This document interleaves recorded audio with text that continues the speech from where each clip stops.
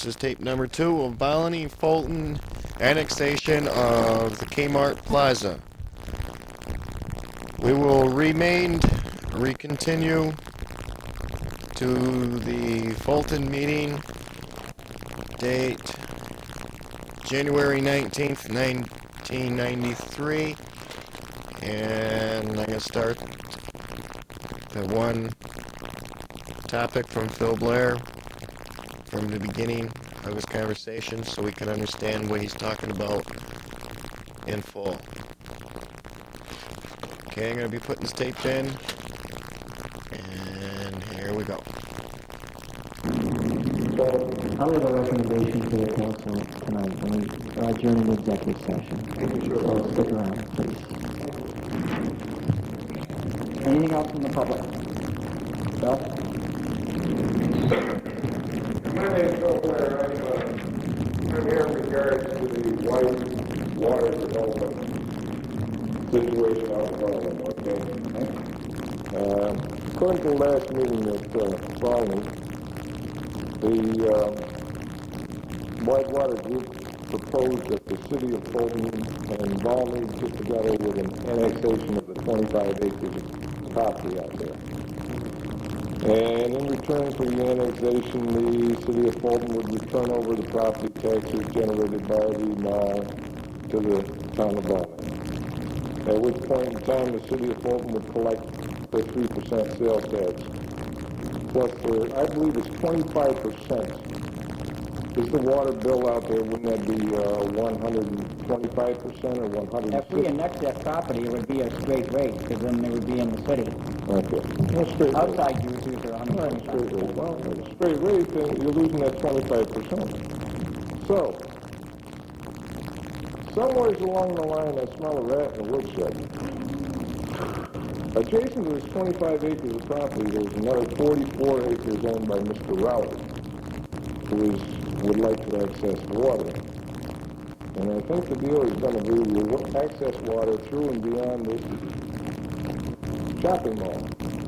Because I don't see where an increase of 6,000 gallons of water going into the shopping mall can be generated when there is no mall there.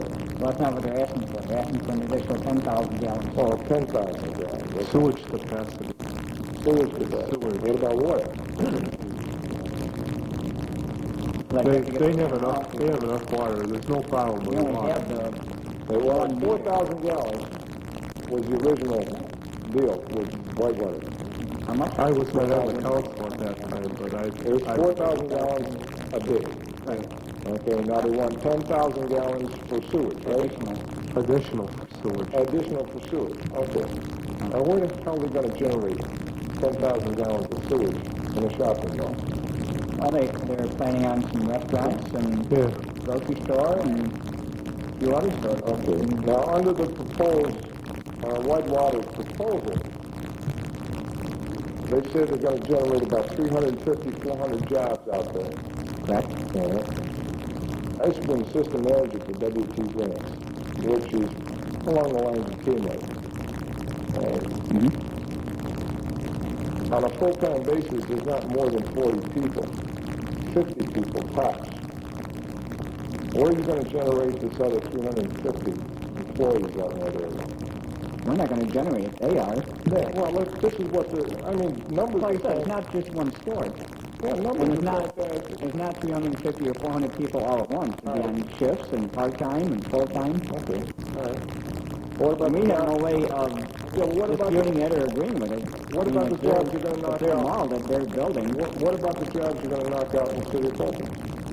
I mean, are you going to gain enough that is really necessary to wipe out the little businessman down in the city of Fulton? Because that's exactly what it's going to do. And I don't necessarily agree with that. and if we generate property tax, okay, we annex that piece of property, 25 acres out there. They propose that we turn the property tax generated by the mall over to the town of Balmy. And we're going to collect that 3% sales tax, right? We're going to lose the 3% sales tax from the small businesses in Fulton because you're going to kill them. Not necessarily. They have different kinds of stores that we don't have currently in the city. Mr. Blair, if I could, you're talking about somebody that approached the town of Valley from the Whitewater Group. This council as a whole has not sat down and discussed this at all. So we can't really give you any insight, only what you're trying to project on your own. Well, I'm just trying to make a point. Nobody here has been in touch with Whitewater. You didn't say that. Wow. Collectively. Well, I know they meet with every one of you. Try to meet with you separately. I haven't talked to any of them. Well, they try, okay? I have. And everything they've done so far is a proposal. We haven't agreed to anything. We haven't told them whether we like it, we don't like it. There's a lot of speculation. We have no idea what direction the city's going to go in, as far as working out a deal with them. If we're going to work out anything. Let's just say I'd like to maybe plant a little something in your mind, okay? But really give this some deep consideration, because if we go after this thing and we start giving up more than we're going to receive, again, the city of Fulton is going to be holding the bag. How much sales tax do you think you can generate there? $1 million of sales revenue will give us $30,000 in sales tax income. When KBC closed, their gross sales was just about $4 million, which would be about $120,000 here. You can say that a hot dog vendor off the Bullhead Point is unfair competition, but yet we're looking at possibly annexing property for a mall and turning over the property tax revenue to the town and calling that fair competition. I just don't know. I hope everybody gives this a lot of deep thought, because if you put the numbers on paper as far as what $1 million in gross sales would do and how much volume they could possibly do, I don't see it as a big benefit for the city. I really don't. I just want this council, and I want the people of the city of Fulton to be aware that all the glitters is not gold, folks. And we could end up biting the bullet on this thing. Mr. Blair, if I could again interject and interrupt you, we do give this some thought. We have given it some thought, and I'm sure we're going to give it a lot more thought. Because along with the fact of generating sales tax or not generating sales tax, we're not so blind to the fact that the county is not going to come back and probably try to go for a county sales tax again, which would equalize the standard. Right. And we realize that. So we are thinking about it. Okay. Because I understand what they stipulated it might be $350,000 in sales tax on that piece of property. I don't know. I find that difficult to believe with the numbers that I just used. That would be a volume of... No, not sales tax. I'm talking about property tax. Oh, well, that's the point I was trying to make. Under the city's assessment, okay? And And then the proposal would be that we turn this property tax back over to the town of Raleigh in concession for the annexation. Not to mention that if we annex it, we have to provide police and fire protection, we have to clear the roads, all that stuff. I just don't see it. If they were to come in here and be able to do $10 million worth of gross revenue, it might be a plus for us, but I don't see them being able to do that. I think that they would have to work on it. We got to keep working on it. The reason they suggested this revenue sharing, which is Volume gets the property tax and we get the sales tax, is to make it more accessible to the town of Volume. If the developers in the city wanted to go to the town of Volume and say, we want to annex this and we want to take everything, they're going to say, no way, we're not going to go along with this. And it could take years to go to court. We can still try to annex it, but it could take years to go to court and have a judge decide, maybe they would decide in our favor that we couldn't annex it. On the other hand, maybe they wouldn't. So in the meantime, Whitewater is going to take their mall and their losses and get out, and then what do we have? We don't have the sales tax, they don't have the property tax, we don't have the 14,000 gallons of water and sewer a day that we could be collecting on, we don't have the 350 to 400 jobs that they might have. Oh, okay, 100 jobs. Isn't that better than nothing? Isn't that better than them getting out altogether? Well, I'll tell you what, I'm not against I'm not against making money for the city of Fulton. I'm not against jobs. I'm not against for expansion. I just don't think that the common council in the city of Fulton should take and not give this a very, very deep consideration and look at the long-term effects of what this is going to have on the city of Fulton if you don't really look under the paperwork and see what's going to come out of this. Well, we'll certainly do that. But I mean, Economic development's very important. yeah, well, the plan that Whitewater was pitching out there at the Valley Town meeting, okay, was really a good-looking plan for Valley. And if they come in here and pitch a plan for the city of Fulton, it's going to look real good to the city of Fulton. But it has to come true. That piece of property out there right now, its tax value is probably a couple $1,000 a year. Not even. All right? Let's say $2,000 a year. And they say that the proposed tax rate when in the city of Fulton will be about $350,000, and we're going to kick that back. I mean, I certainly would be willing to trade $2,000 for $350,000 any day of the year. But is the city of Fulton going to generate enough tax money off that to compensate for what it's going to lose? And if it's not, What are we going to lose? you're going to lose all these little stores in town of Fulton. Why? They're not looking to bring in, I just told you, they're not looking to bring in stores that we already have. They're bringing in stores that we don't have. And that's what we're going to benefit from this. Stores we don't have. Plus that too, it could also encourage other development down on that end of the city. You know, there's a lot of area down. Well, there's 44 acres that we know down towards the quality end that could be developed. You know, so it could only have a positive effect. You know, I think that you have to look at the whole aspect of the whole thing and how it's going to benefit all areas, Granby, Fulton, and Valley. Well, I understand you really look at this real close, okay? I understand your concern, but I think that this development, if it comes off, I think it'll be a very positive for the area.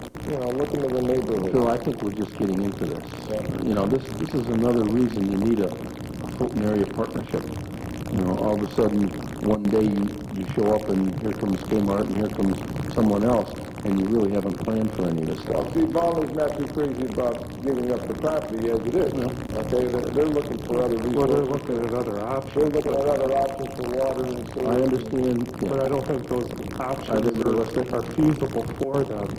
I don't either, but They aren't. I know the town of Almy has set a board up to review these different options that you're speaking of, and I think it would behoove the city of Fulton to maybe talk with that group and see what their ideas are. Well, we have to get as much information on this as we can. well, I think what the council ought to get together with Whitewater and Barney and sit down and talk if it's a public hearing. Well, I think that's going to be in the near future when the mayor returns from vacation. I believe that all parties are going to sit down and talk.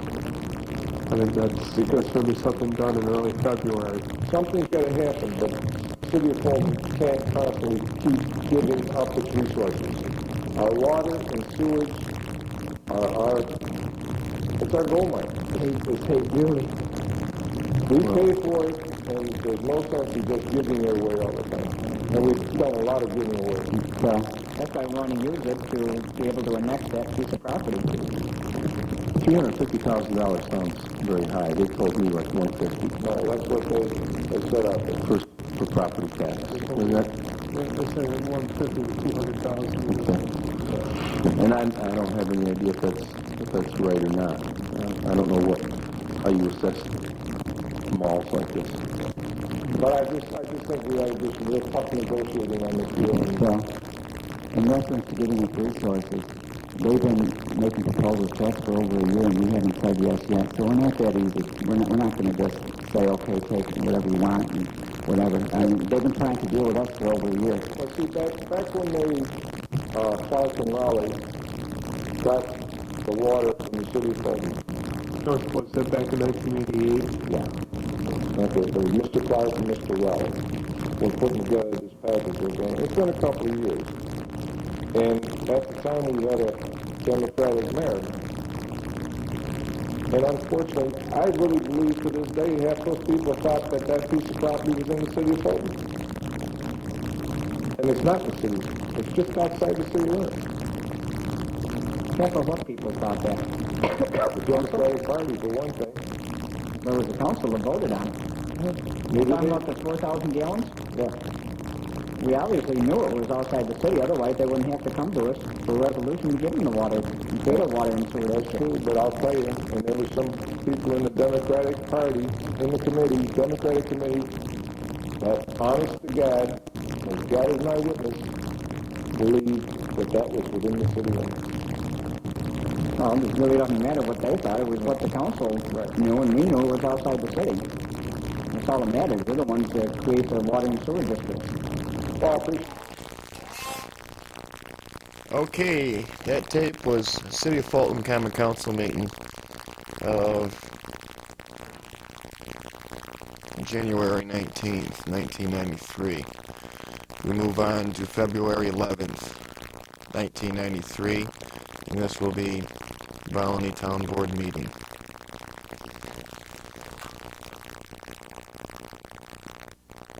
Say one thing, if you have a pistol permit, you can carry it anywhere. Nobody has a right to say you can't.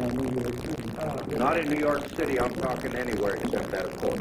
I agree with that.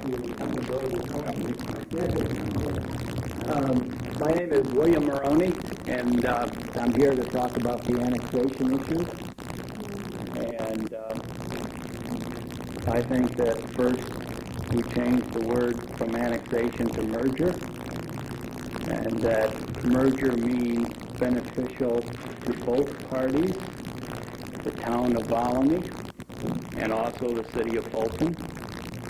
And I think our chairman understands that when we begin to merge things, we get economies of scale. We also get the sharing of resources. And so in this particular case, I think it's very, very important for the town of Valony to think about allowing the city of Fulton to get larger. There's nothing wrong with that. Now, let me assure you, there's nothing wrong with that because we're all in the same community. We are all in the same community. The people in Valony work in the city of Fulton and vice versa. So therefore, we want to improve the economy base of Fulton, which is basically a city and has advantages, and your attorney will explain that to you, has advantages for financing infrastructure that is not available to towns, specifically in water and sewer. That is, the city of Fulton is allowed to go into debt to finance those areas at a low cost, meaning 6-7% interest rate, whatever the market might do. So what I'm saying is that it will benefit both communities. It definitely will benefit both communities. So that this is something I encourage the Valony to do. So, and that's number one. And number two is that, we don't need your approval, as you've already may or may not have heard. No. You're right. But let your attorney let you know. Let your attorney know that if you want to fight it in a court of law, you may well lose because of already case court decisions that have been made. And but that isn't the way to work it. So the way to work it is with cooperation. I think the town is playing very nicely without being understood. I see no reason why the town of Valony can't as well. You can mask it with any name you want to. With annexation, you are talking force. We are opposed. That's why I said merger. You said merger. That's just a nice little euphemism. We are not Isn't talking it a dream? we're talking Isn't it a dream? annexation. I prefer that you do not debate among yourselves. Please, All right. the board. Yes. Hi, That's all right. Yeah, I made my statement. I've been a taxpayer for some, our family's been a taxpayer for some 20 years, so I just figured, okay, thank you. My name is Colleen Scott, and this is from an ethical fence in Maloney County to our town meeting. I saw him on the tape of the Fulton meeting. He stood up there, he said that towns are an anachronism. Is there a direct quote, Mr. Maloney? And that... A lot of them are. Well, if you want to explain it to you, I'll tell you. Stop! That Fulton is going to take a mile all the way around the city. I heard this man go on and on and on. We aren't a bunch of dumb country kids. We have brains. We don't want to give any land away to the city of Fulton. Number one, I don't feel we can trust them. After they provide services for all these years, all of a sudden they're going to say, well, we don't want to give them any money. We're not going to do it. We're doing everything. We don't trust them. The people in the town don't want annexation, and I really take offense that someone from Fulton thinks they can come out here, talk down to us, act like we're a bunch of country kids that don't know what's going on, and he's going to talk to us in his nice, soft little voice, and we're going to go along with it. Any other public comment? Yes. David, could you explain exactly what the deal was with annexation, what the alternative options are, annexation, and this is in response to the citizens of the town, how many? I think you can hear it right here. Well, almost everybody has come to us as individuals. This is the same group here, David. People aren't doing on television, they hear a meeting. Have you had any other responses from the other people in the township? Yes. And I What have about public numerous calls. meetings? You thought about holding a public meeting and discussing the matters in the Fulton Constitution? I have not had one person that has been in favor of it, that has lived in the town of Baldwin. I've had people from Fulton. I've had, well, then you're first. I've had people from Palermo think it's a great idea. I've had people from the city of Fulton, but I have had no one from Baldwin say it's a good idea. I had two people that contacted me and said they didn't care. I don't know what to do about that. They're not just going to take your land, they must be going to give you something in return. What do we do? Well, one of the problems that arose was there was a meeting a week ago, Wednesday, and it was to be representing the town was Claudia and Claudia Smart, Howard Road. And that became a meeting in which there was only one agenda, not what can be worked out here. There's only one agenda on every one of their minds, is you are going to annex that property to the city of Fulton, period. And there was no other discussion allowed. No money discussed? No, I shouldn't answer that, excuse me. I prefer to answer it if I could. I was part of the committee. Yeah, there were some things offered on the floor, and I think some of them were in the paper. I'm not sure which paper presented them or not, but I'll read to you what their options were. The first option was for the town of Volney, which is if it would stay in this community and not be annexed. The town of Volney would stand to collect $15,578 in property tax revenues. The city of Fulton obviously would get nothing except for the water and sewer sales, which would amount to anywhere between $9,928 and $34,748. Okay, that would be the option that I think most people are looking for right now. Town option 2 was 50% share of local, county, and school taxes, where the property taxes only would collect would be $7,789, which is half of what we would get if we kept it. The city of Fulton would receive $52,631, which is based on county, school, and their city taxes. Okay, the sales tax would still be nothing because it's still not annexed. Water. This is the only thing that is sharing the taxes. Okay, they don't have that period on here, but I do remember saying that. That would be a 10-year deal. Water and sewer sales, once again, will be the same as before, for a total of $7,789 for the town of Volney and a total of anywhere from $62,559 to $87,379 for the city of Fulton. Now, that's without annexation. The next offer was with annexation, whereby the town of Raleigh would collect no property tax, no sales tax, and no water and sewer sales, but would get $100,000 annually as an agreement, a cash payment.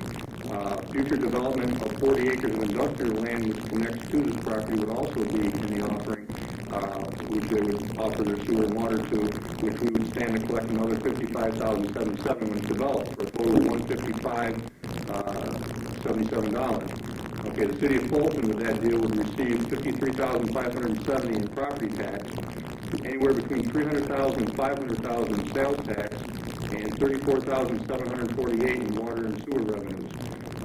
Then they deducted the $100,000 that they would pay the town of Raleigh from that total, which left them with anywhere from $288,318 to $488,318. Okay, this is based on $4,000 gallons a day plus $10,000 10,000 gallons a day for additional capacity, and it would be a contractual agreement between the town and the city for the revenue due to the annexation of property for the shopping center only.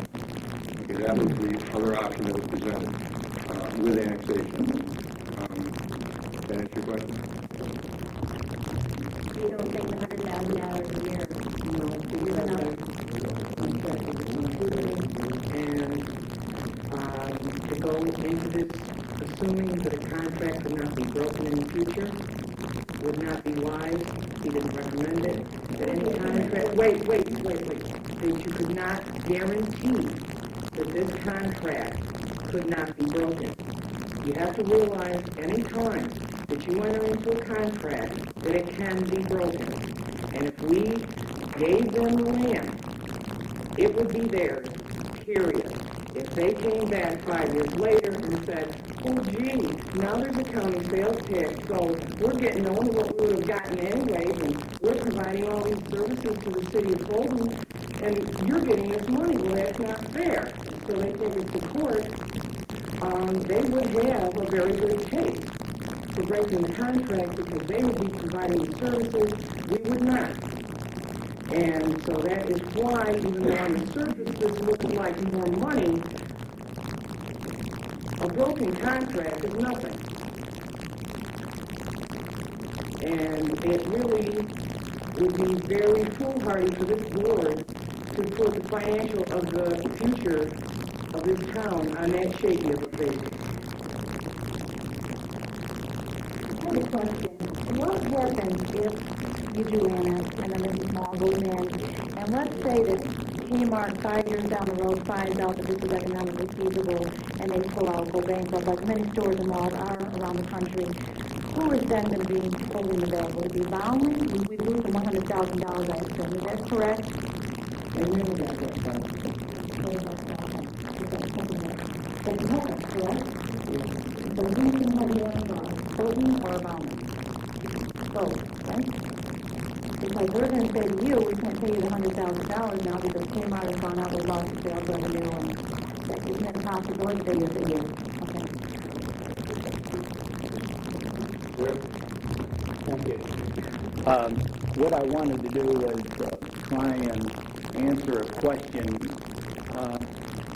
which is to say, I, as some of you may know, I ran for the New York State Assembly in 1980. So in that particular process, I was concerned about a lot of political action or inaction throughout our area, which included most of Oswego County at that time and also part of Oneida County. But one of the things I always tried to do is think about economy and efficiency. We must be more efficient. We must be able to do things with less expense and less cost. That's my point. We're all in this, overused, but we're all in the boat together. We don't draw the economy line of the town of Volney. We're all here together. The prosperity of Volney depends on the prosperity of Fulton, and you all know that. Whether it's well, wait. Well, all right, you disagree with me. Fine. But I'll tell you what the law is going to be. let me tell you. I will tell you what the law is going to be. The law is going to be the area and the people that want to be annexed vote, not the whole town, not your board. The people in the area that want to be annexed will vote. So, and if it's the developer that owns the land, that's who will vote. You got your attorney over there. Now, he may disagree. All right. I just want to say that because I've been reviewing this for years, by the way, and I said it at I said it at the conference of city mayors, and I was there, and I questioned the lawyers that were down there, and that's the way it works. The people that want to go, and that's the way democracy works, and we should be proud of it. The way democracy works. They watch and they It works. Whichever way.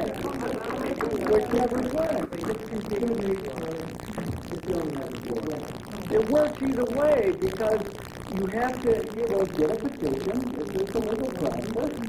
You get a petition, and then you have a referendum on the people within the area that want to leave one area and join the other area. And let me say that I certainly want to see sewer and water lines go down the river to make sure that none of the waste products go into the river. Now, only the city of Fulton has a waste disposal plant. I mean, why should we argue against that proposition? But the city of Fulton, or the city of Fulton, by the way, can't afford it unless they get the property tax as well as, and actually there won't be any storage tax.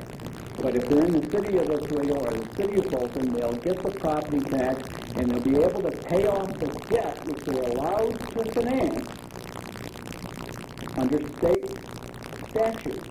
They're allowed to finance at a very low interest rate and allow those people and also the developers and owners of those lands to develop their land, but nevertheless also protecting the water supply of the river, Lake Neawana, whatever. And what has happened is that, to answer the question on old towns, they were created 100 years ago. They were created when it was horse and buggy. And now we got modern technology. We got super highways. We got a lot of things that are different. And when I say an anachronism, it doesn't mean that they didn't do a good job. They've done a wonderful job. But sometimes we might need super towns, merging towns into one bigger town and cities that have grown bigger. I offer that to you, and I've been thinking about this, and I think it's a way for us to become more efficient, more economically viable. And we're going to have to become that in a few years.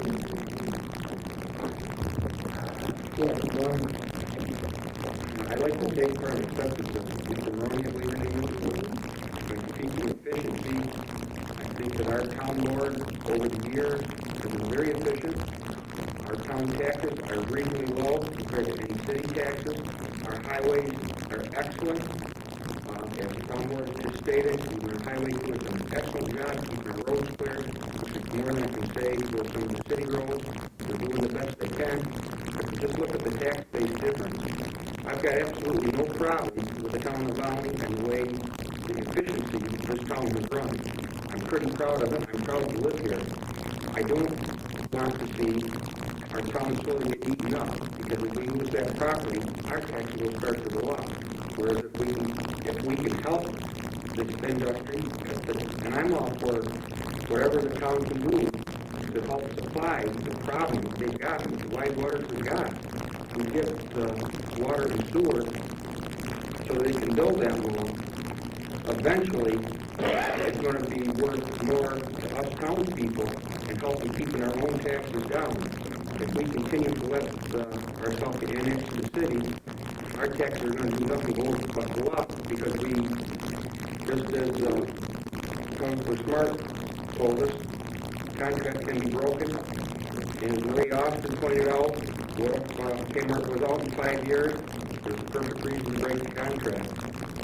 And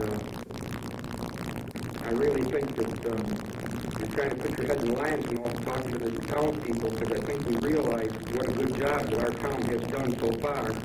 And you're right, this is 1993. And this town was formed some time ago, but it's still doing very well. And I believe that us people, with our town board, can continue to do well with it. Again, when you speak the first time, please give your name. Yes. I just want to differ what this gentleman talked about the sewer plant, the city of Fulton doing a better job.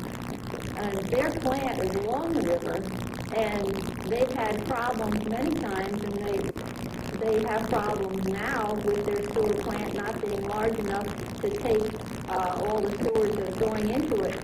And there's been times that people that live past the sewers plant be down their dock and see sewers go right past their dock.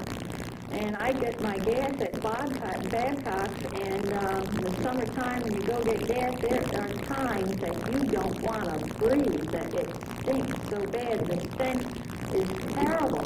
So I don't know how they can even handle the sewers from this shopping mall.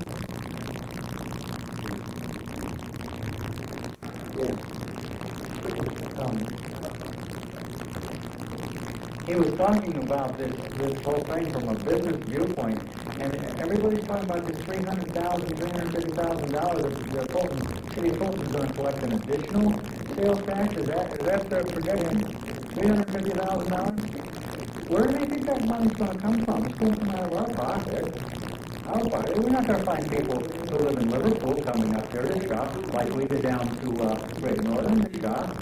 This money, all this money that Fulton's going to get, is going to come out of our pockets. It would seem to me that the whole thing would be more viable and last longer if we didn't have to worry about giving Fulton all that sales tax. We may get hit with a county sales tax this year.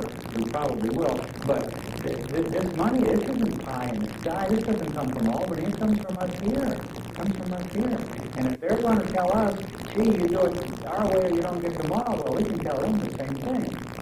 Do it our way, you don't get them all. It seems to me that the quick way out of this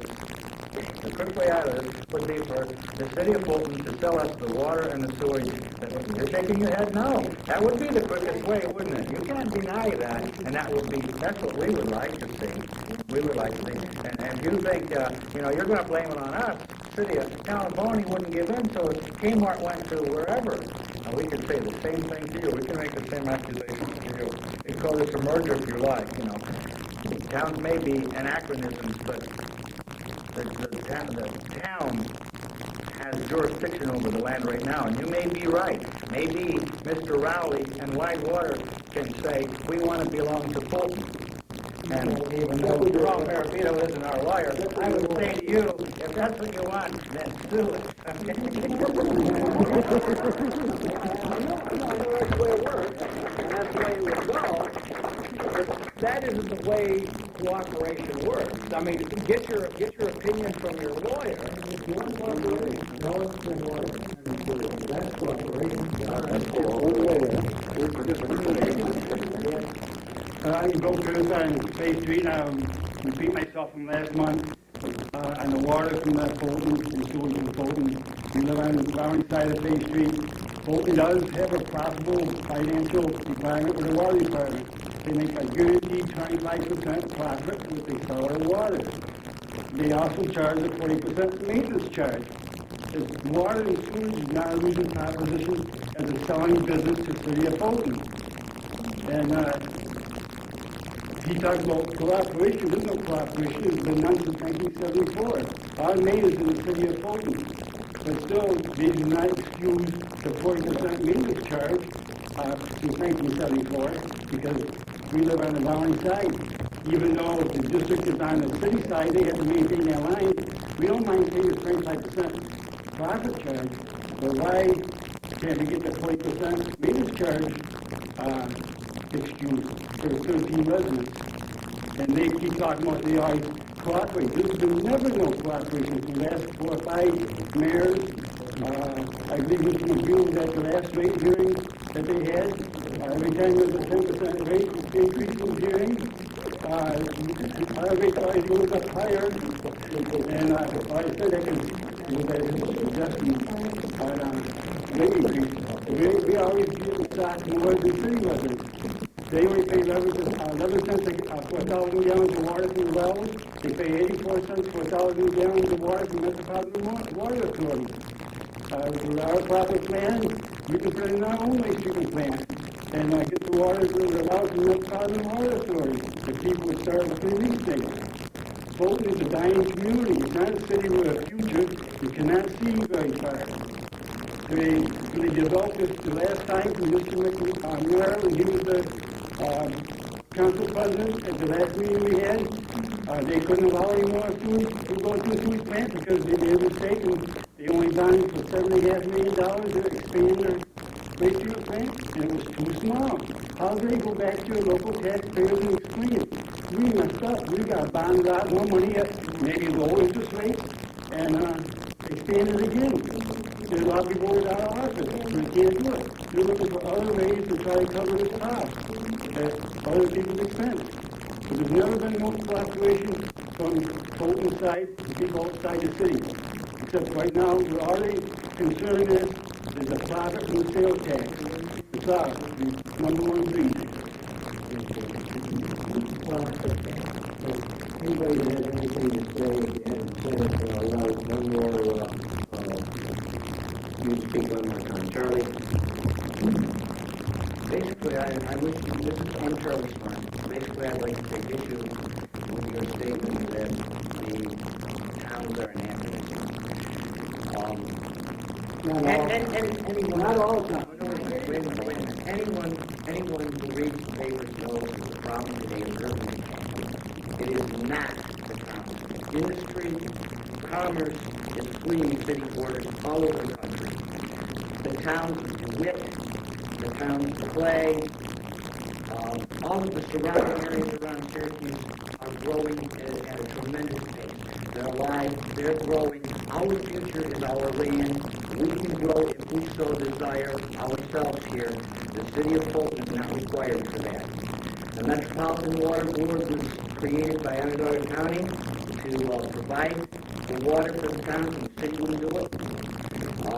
Sewage treatment plants were developed. Those same things can be done in Oswego County. There is absolutely no need for us to bow to your pressure saying that you will be sued. If you want to sue it, you can sue it.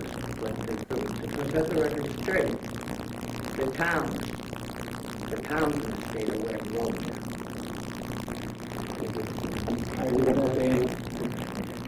I'd actually vote no on it for the government. I think no, sorry. The board realizes that Mayor Kirkpatrick tried to annex the Taylor Farm under the city of Fulton. I don't know if you're aware of that. You know what that is now? It's a notice. Really now. I think that should be considered. Where would we be today without notice? Anybody else?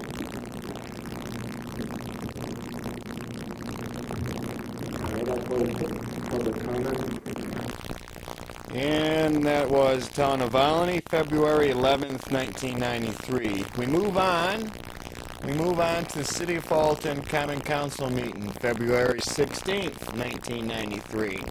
And we'll have that tape on in just a second. And these tapes are the tapes of Terry Reynolds of Save Video Productions, putting together trying to find all the information I can on all the tapes having to do with annexation of the Kmart Plaza for public viewing,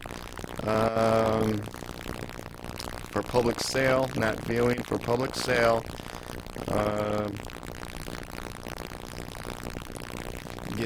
Let's get back to the meetings here with February 16th, 1993, and here comes City of Fulton Common Council meeting. You know, the snowy day when I was over there, it was plowed, so, you know, they do business real well in the community.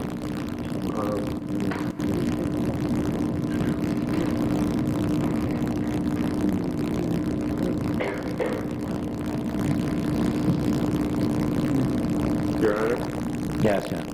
I do have a resolution prepared tonight in regards to the development of the River Glen Square, and I'd like Joe to read it and get a little input from the council. And I'd like to take a vote on it and get, you know, public input as to this resolution and what we're standing by, you know, for the city of Fulton and what's in the best interest of the whole community.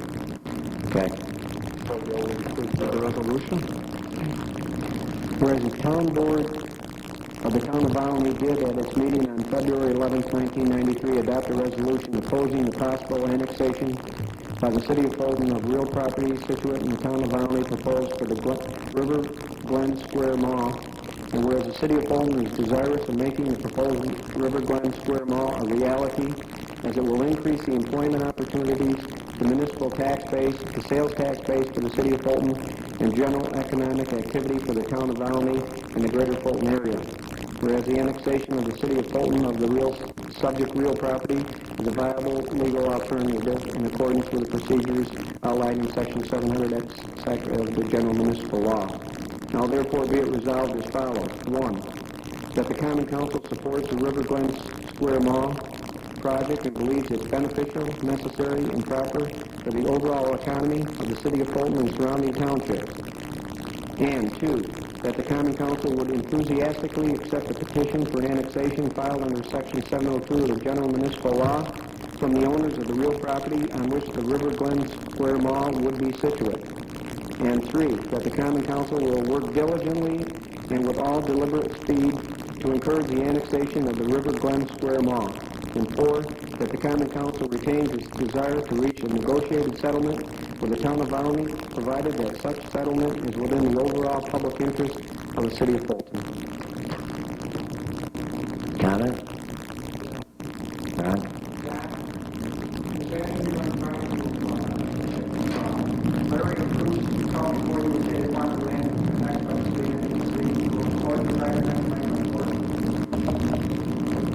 Basically what it's saying, I mean, we can settle this before it goes that far, but there's a potential, is there, for something like that?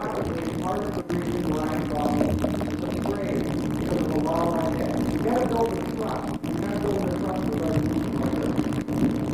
This is the type of thing where anybody can walk in and say, we must be in the city. And the city wants to go forward. This is what I understand why it's not even afraid of. This has to be, you have to have an agreement, you need an agreement. It's got to be done for basic trust. That's the point. I think this is a terrible resolution.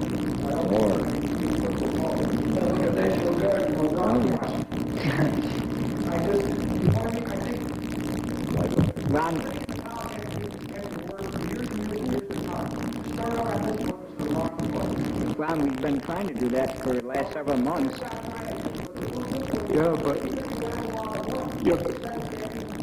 but you see, we're under a short time span, and we want to get this, you know, settlement as fast as possible. And maybe this will encourage them to come back when we're... They've already... They already took a vote at the last meeting. We're trying to do what's in the best interest of the community involved. You have to understand that that's what this resolution is about, Ron. But Ron...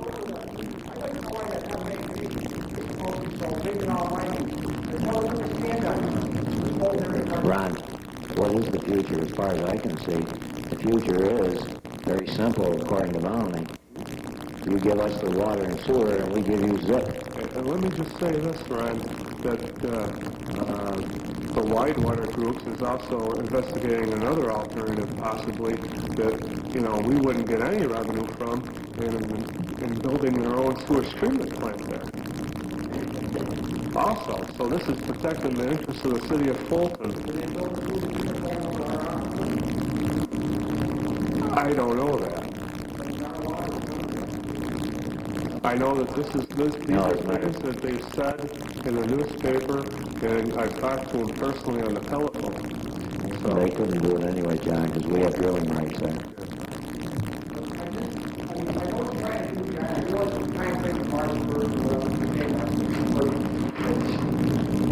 Yeah, but they're not offering us anything. Somehow, do you have any idea what we've tried to do, how long we've tried to negotiate this? We sat in a meeting, Jim Rice and Jim Myers and I, along with two other council members and the county officials and the county legislators for about 3 or 4 hours. And it's just a stalemate. Well, what do you think I've been saying for half an hour? Well, I asked the question, what are you losing? And I didn't get a response from Howard Rose and or Claudia Smart at that time. You want to know what the problem is? You want to know what the problem is? They're afraid they won't be reelected. That's what the problem is. Maybe they won't, but I'm sure that's what's in foremost in their minds right now.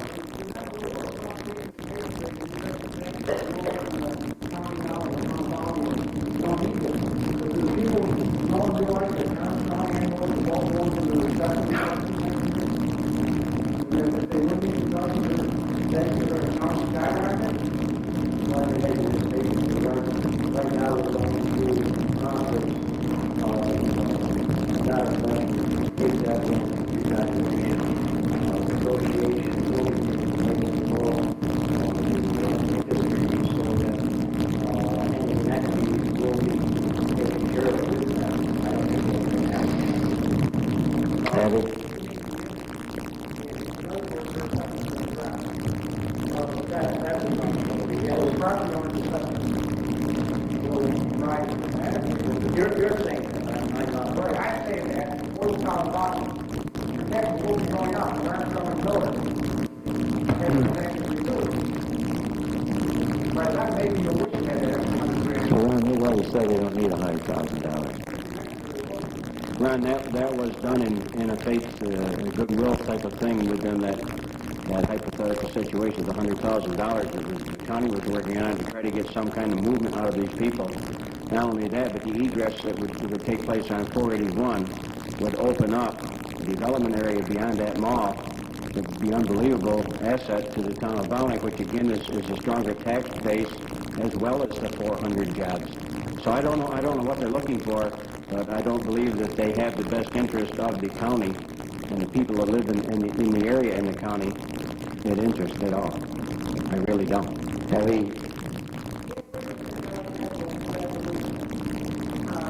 Given the March 1st deadline for Whitewater, is it feasible that anything could be decided? I mean, must it be annexed before Whitewater can go ahead or would it be they're going through the process of making it before it be enough for them, given the premise that supposedly we would come out on top of it? Well, if you do it what we call an order to show cause, which is a fast way of getting into court, and they feel that maybe they can extend the deadline because something tangible is being done. Yeah, I think that's possible. Yeah, they're under deadlines to Kmart, and they have to meet those. They're under the gun is what they are.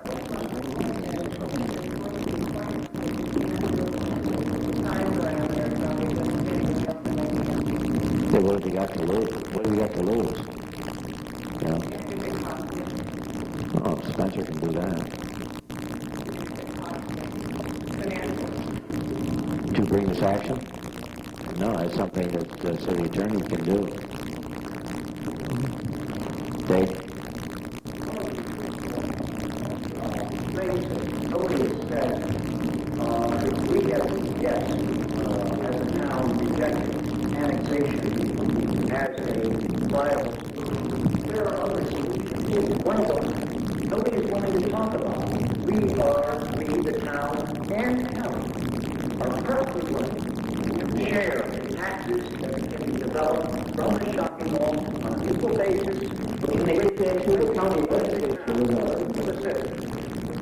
they get that through the county legislature. There's no guarantee that they can get the approval through the legislature for a flood. That's one of the things we talked about at our meeting when we were there before. I say it will be done. I say it can be done. It is a viable option. Nobody is talking about it. But I'm saying it will be done. It can be done. The town will go along. We will share taxes. The county will share taxes. That's only that's only the property taxes that we would be sharing. The proposal for proposed sales tax that they would collect was between $300,000 and $500,000. If a majority of that came from the city, we would be losing a lot more in sales tax than what we would be collecting in property tax. And that's what we're afraid of losing. Unfair competition between Janeway and Woolworth and Customers for 7%. But and Kmart is 4%. that's why the sales tax would be going, or we would be losing the sales tax. That's true. And your grocery stores are a big part of it. You know. Yeah, if you have right. So you can't blame the consumers for going for the best bang for their buck either. You know. I called the New York Conference of Mayors last week and explained the situation to their law department and asked if there was any other way of getting some kind of an agreement whereby we wouldn't be losing the sales tax, and they said that the only way would be through annexation. There isn't any other kind of agreement. I mean, obviously they're not going to pay us a ton of money when we're paying us $300,000 to $500,000 to make up for what we could be losing in sales tax. Yeah, out there.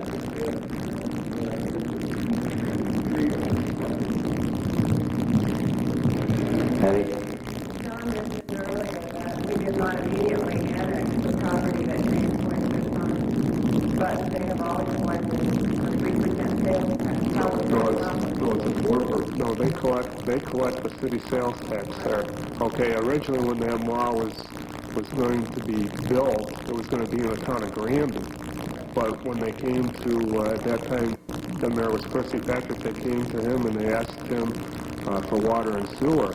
And Percy said, well, you can have all the water and sewer basically you want, but that mall project's going to be in the city of Fulton because you're going to be hurting our budget and hurting our merchants downtown, in the business downtown.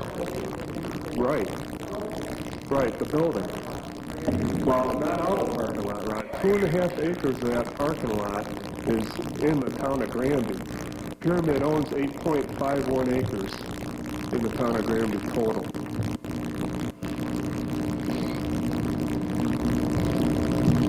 In fact, I have a letter from Jim Best, the supervisor in the town of Granby, supporting annexation. And these are the notes he made, the letter he sent to me, the advantages of it. 300 to 400 jobs. He would afford you one interchange expansion, opening up 40 acres of boundary land for industrial expansion and or housing or availability of sewer water. Possible $40 million in development over the next 10 years. Boundary taxpayers will immediately realize a $100,000 a year reduction in their taxable assessed valuation. Another thing that hasn't been mentioned, that with the city owning that, the city is responsible for the infrastructure involved there. If that were built in the town, and it was part of the town would have to take care of all that. Take care of the roads, take care of the plowing, and all the rest of the work involves maintenance of any development in their town. So it's more than just the tax that we get back, and further development of more property.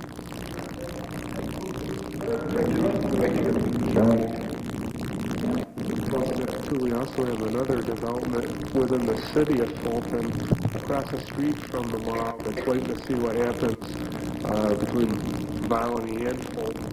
Yes. Also. Another end wishes to locate across from the mall in Fulton if that comes to pass. It's going to blossom out into a lot more development than just the mall. You know, it's going to be the kind of development that you're seeing happening further south, and inevitably is going to happen down here. It all depends on when you're going to decide to do it.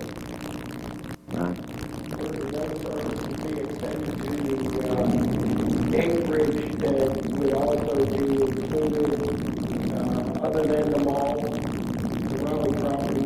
Car services? No, we can only service what belongs to the city of Fulton. Are you talking about water and sewer? Yeah. We extend that to all services, city services. You like garbage collection, No, all you can provide is water and sewer. We can't provide anything else.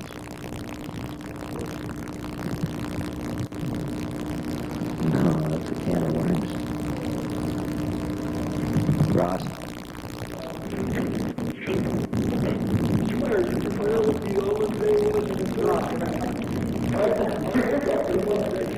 Ross, after we're through with this time, then I'll open it up and everything else. No, I'll give us a signal. Like you're out. Anybody else? Yes. In reference to what Ron said, you know, the entire council and the town board have never sat down and talked face to face. We've never negotiated, even though, we read things in the paper. Some of us on the council never sat with them. They were never invited or weren't able to go because we can only send so many people. Maybe we shouldn't create ill will. We should talk, maybe negotiate. Mr. McFarland said that they're willing maybe to negotiate. We've never talked to them. Dave, your board wants to sit down with us? Give me a date and I'll call it over. I mean, not tonight, if you want to call it tomorrow. Whitewater is going to talk to some of us on the council either. Well, we'll call Whitewater and have them come too. I think they should all be there. Okay. And then you could say you made an honest effort. Sounds like a good idea. On paper, real paper. Projected sales tax losses with the city would move to the 4%. Your projected sales tax revenue. But make sure it's on paper, there's copies for everybody, so everybody can be clarified exactly what they stand to gain, and what they stand to lose both parties. And make sure you talk about making the agreement so that it has to be by majority vote. Well, I need to be here. We'll provide as many figures as we can find at that time. Do you want to hold that motion for that? No, I'd still like to vote on it. Vote on it? Well, shouldn't we?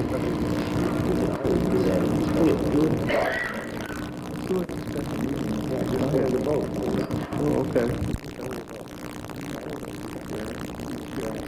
Okay, that's no problem. Okay. All right, that's the end of that. Okay, we're going to hold the vote on that resolution until the special meeting. Now, Ross, you're on.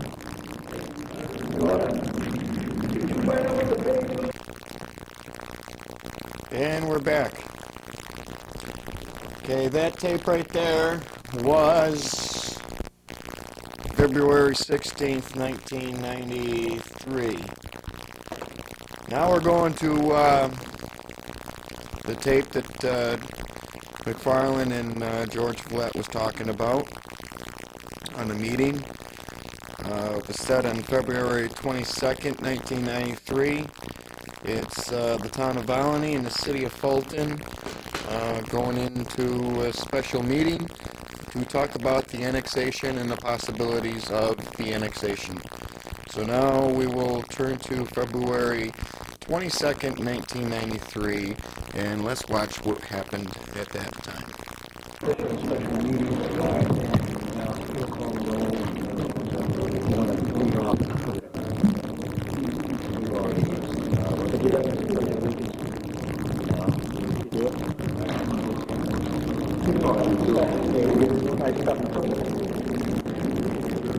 Go ahead.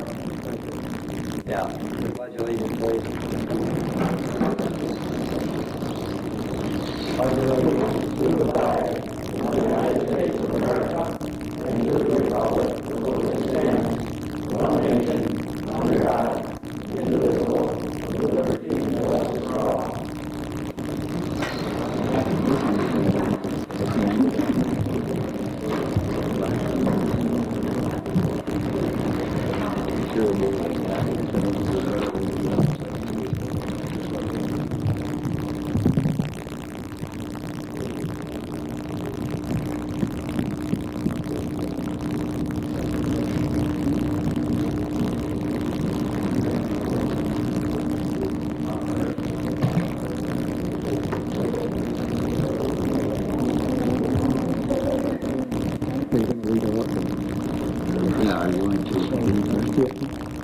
anything. You want to?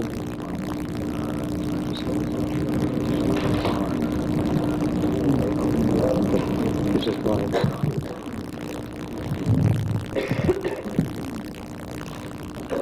I'd like to convene this special meeting of the Volney Town Board.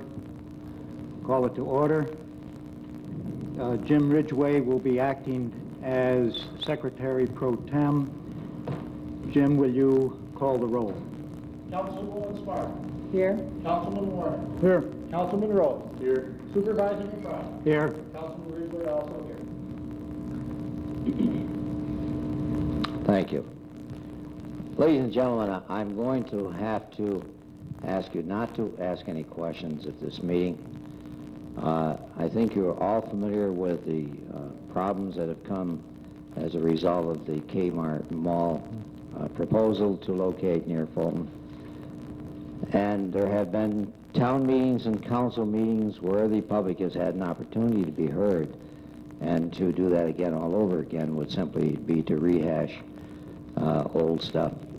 The purpose of this meeting is for the Fulton Council and the Town Board to get together, see if there's any way that we can resolve the issues that we have concerning this plaza. In order to do that, of course, it had to be an official meeting and had to be publicized as such and had to be an open meeting. However, I do have the right to foreclose any questions, and reluctantly will do that in order to expedite this thing and to kind of cool the passions that obviously were present in some of the past meetings. The media will be permitted some limited questions since they, I assume, are going to ask only questions that are necessary to clarify some of the issues and not to ask for statements from various members of the council and the board.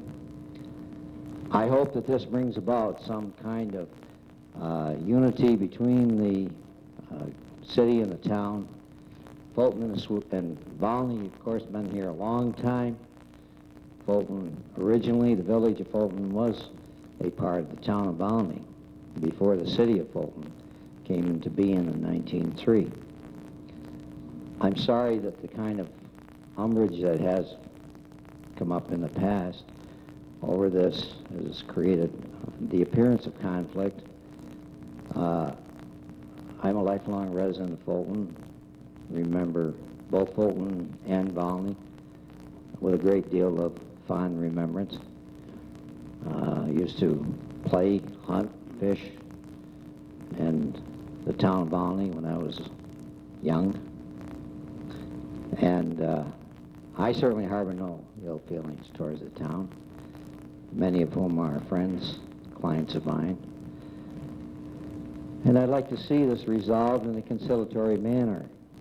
I know the city is definitely open to that, council is, and we are all hoping that this meeting would bring about some kind of friendly resolution of the problem that's going to result and hopefully profit for both the city and the town. Dave, you have any remarks you want to make? Yes, George, thank you. At your last Common Council meeting, you asked if we could meet together as we are this evening, and I agreed, and I notified the members of the town board about this meeting, requesting their attendance, because we are all equally concerned about the future of the Widewaters Group and the building of the Glen Shopping Mall. In my memorandum to them requesting their attendance, I'd like to read some of my comments to them because I think they are apropos. And this letter, as I said, went to our town board. I would like to remind you of some points made in our resolution passed at the February 11 regular board meeting in which we rejected annexation to the city of Fulton.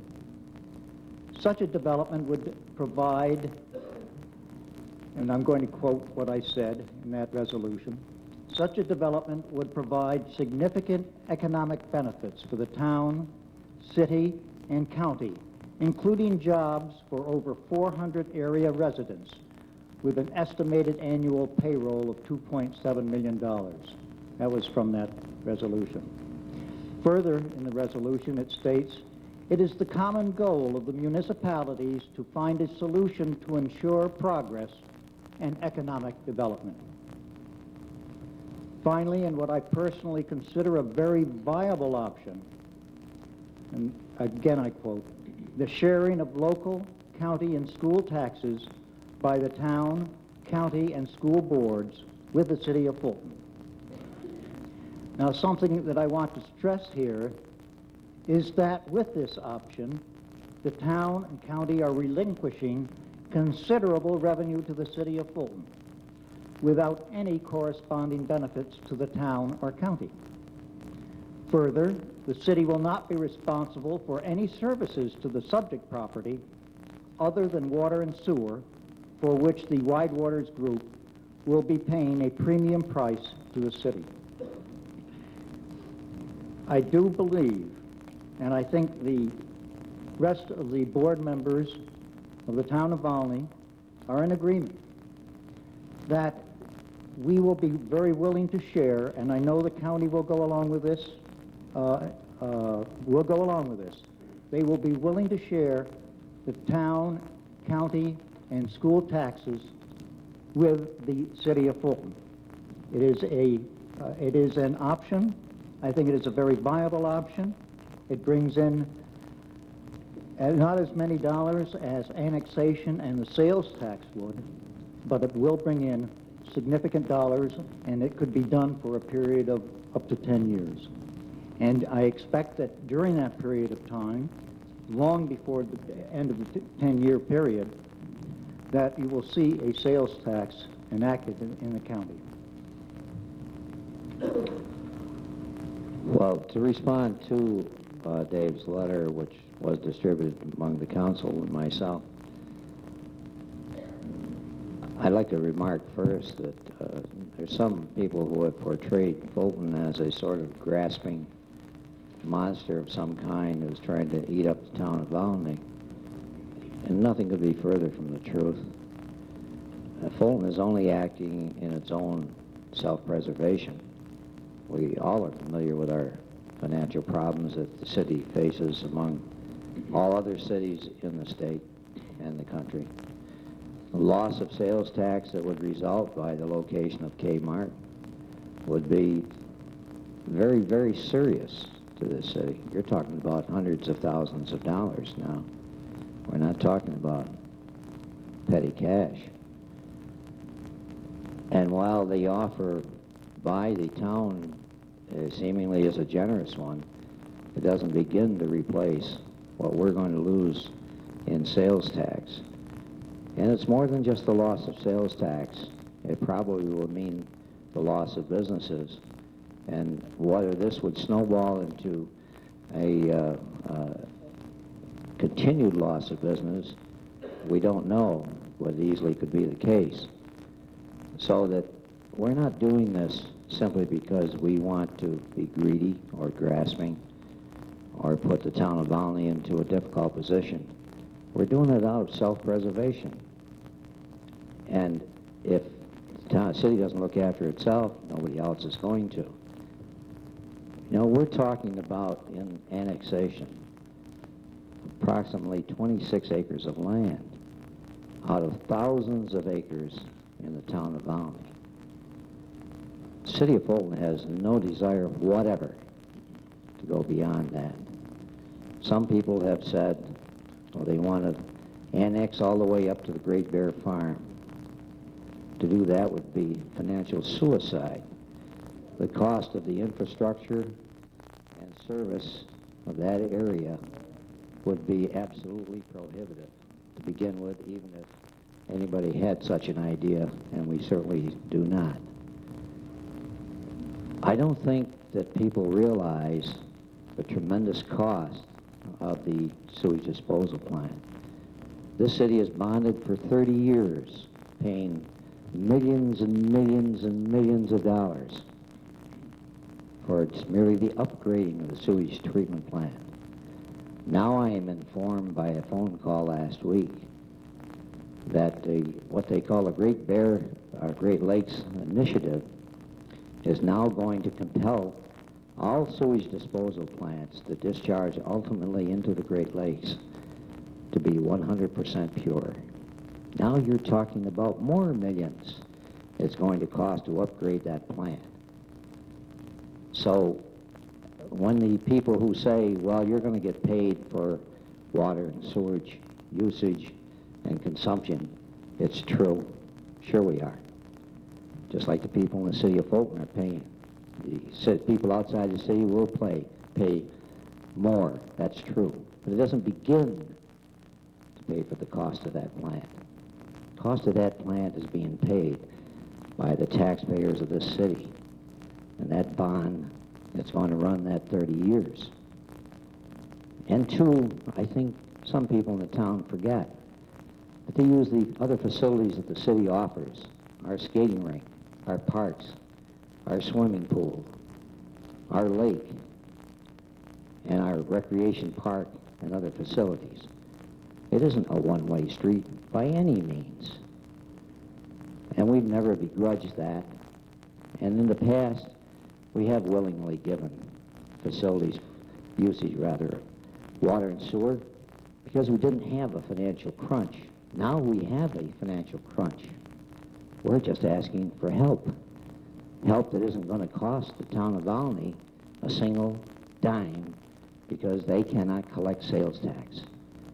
But they will benefit by as much as $100,000 in real estate tax that the city is willing to give them if they agree to annexation. So what I'm saying is, it's like a business deal. It isn't a case of the city of Fulton trying to impose its will on the town of Valney. I know how sensitive and possessive the residents of that town are. Residents of the city of Fulton are no different, and I'm no different. But for the sake of both profiting from this, from keeping us from going so deep in the hole financially that it's going to mean ruinous tax increases for real property owners in the city, what we're really proposing is a simple business proposition that's going to benefit both the city and the town, and will bring in a mall that hopefully will mean expansion, and I'm sure it will in the future for Valney. I don't see anything but expansion for the town of Valney. Plus, they then would also be able to have more sewer and water for use in any other developments they may have in the town. As I say, and one person has said, it's a win-win situation. It really is. So if passions can be set aside long enough to think of what is the cold business facts, you can see there's a lot of profit in it for both sides. Not to mention the employment of 400 or 500 people.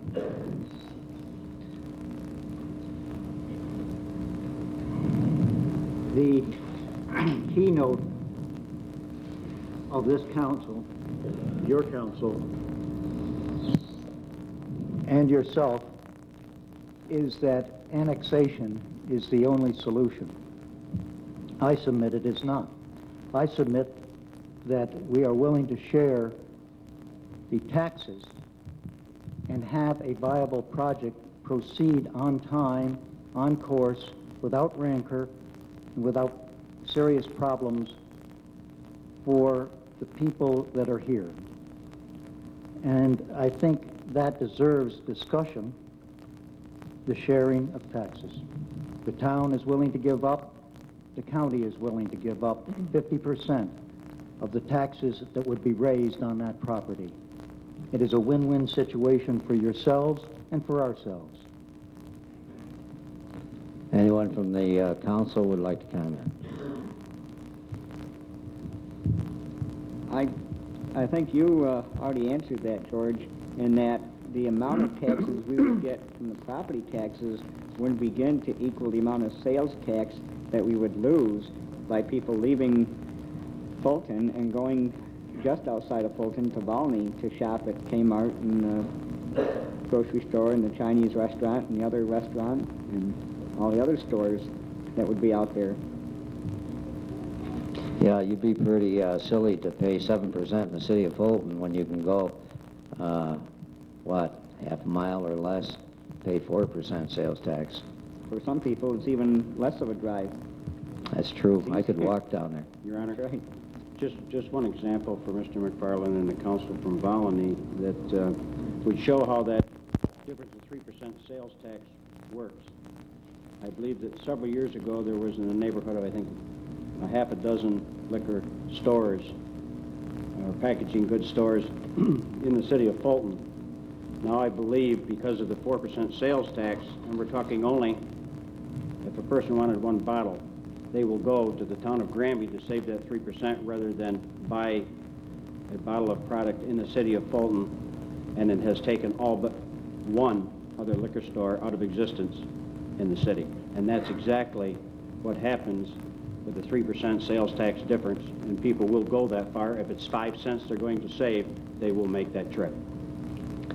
I might add, too, something that I wasn't even aware of myself until yesterday.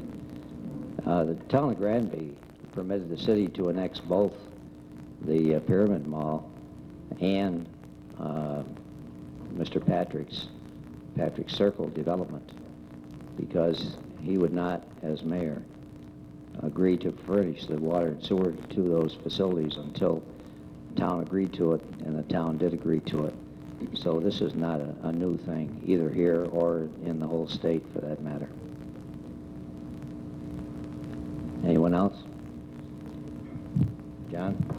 Yeah, one of the things, speaking of sales tax, I don't know if the Volney board realizes that sales tax is 1/3 of the revenue that the city of Fulton takes in. We've seen declining revenues in recent years, which our expenses have been stable, increasing slightly, but our problem has been revenues. And if we continue to lose revenues, we just won't be able to make it as a city. So sales tax is really the key issue here. I had one other suggestion. I called Howard Rose on it. I didn't get a chance to talk to the other council members. There's some worry about once the county sales tax is put into place that we won't want to pay the $100,000 that we owe Volney every year because it doesn't matter anymore. My suggestion was, what about if we were to annex that 25 acres now, collect the 3% sales tax for as long as there isn't a countywide sales tax? When that goes into place, let them annex it back into Volney, because then it won't matter to us whether it's in Volney or Fulton.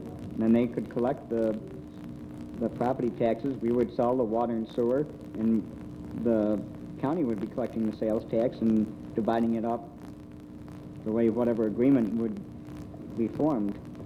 It's similar to what they had last year or whatever they came up with. That way the town doesn't have to worry about, well, in 10 or 20 years, are we going to decide we don't want to pay them the $100,000?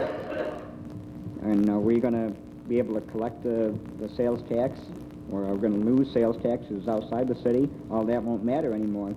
And it may be, I've heard numbers, 1 to 5 years before, or when the county does have a sales tax.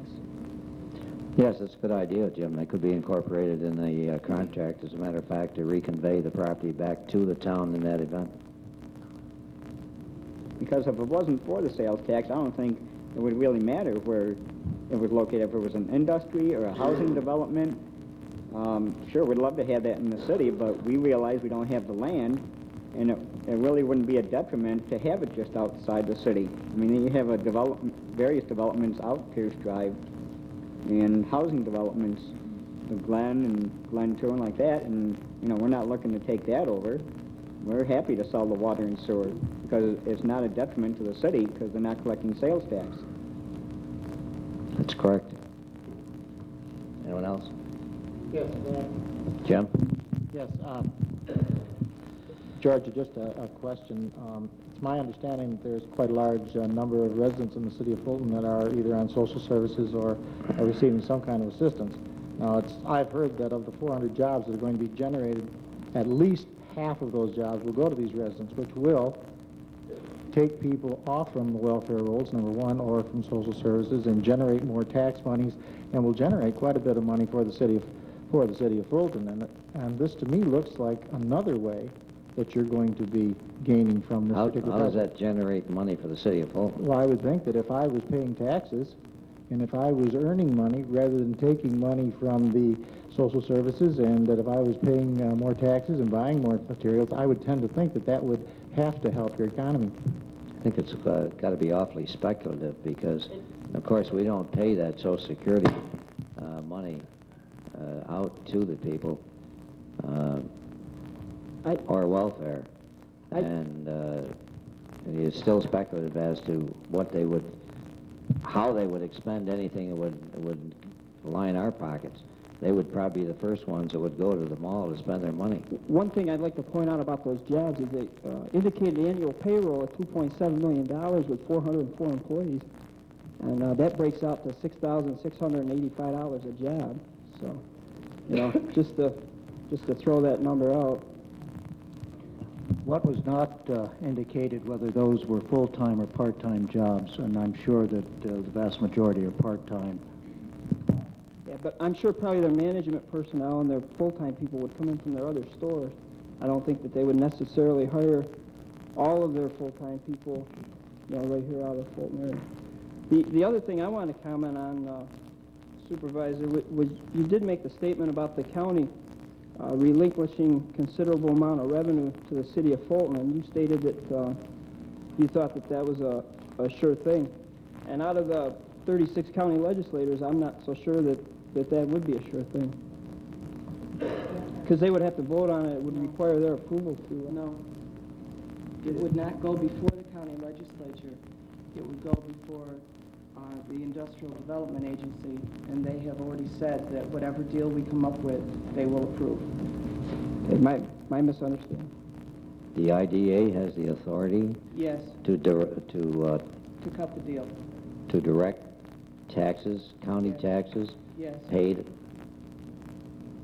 I think we should look into that. Yeah, I would look into that too. They have control over what is called the pilot agreement, payments in lieu of taxes, and they do have that ability to do that.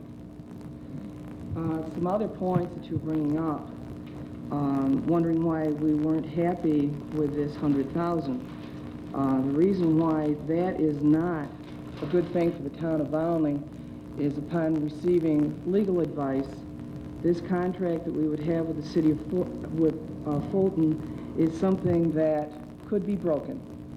In fact, after we had gone several years down the road providing no services, it is almost a sure thing that if the city of Fulton took it to court, they could break the deal and start getting the land taxes all for themselves. And it was also stated by this council and by Ed Frawley in the paper that they didn't see why we should get it for more than just a limited period of time. Could I have the name of that council? This council right here, it was on tape.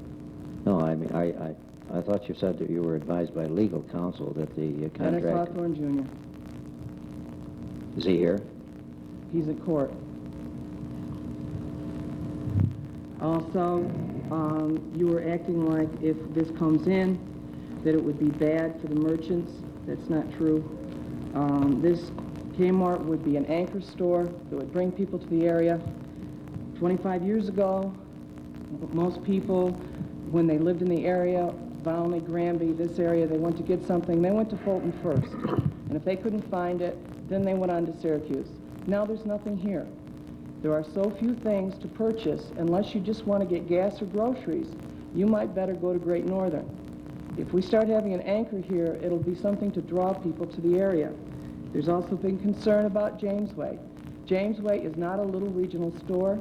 It is one of the top 10 retailers in the country. Their marketing philosophy, which I found in Time Magazine and in the Wall Street Journal, is that they will only meet the competition of the area.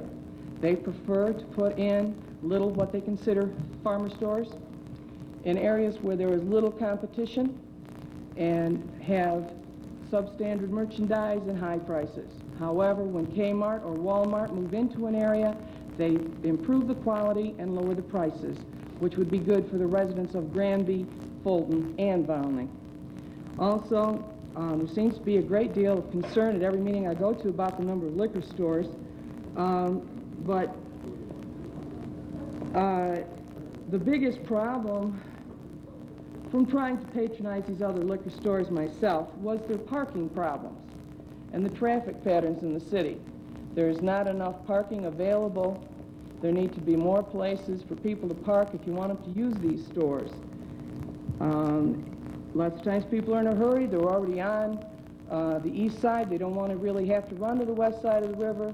But when they can't find a place to park, then it's not worth the aggravation. It's easier to zip over there to discount liquors where there's always a place to park. I think that that's one of the concerns that the city should be having, is generating more parking space. You brought up about Pyramid with Granby. Well, from hearing the explosion the first time there was a Fulton Area Partnership meeting, I don't think Granby's amazingly pleased with the deal they got over that and how much water and sewer they're getting. As far as the annexation switch goes that Mr. Myers brought up, that would require a separate thing to be gone through, just like we're going through now.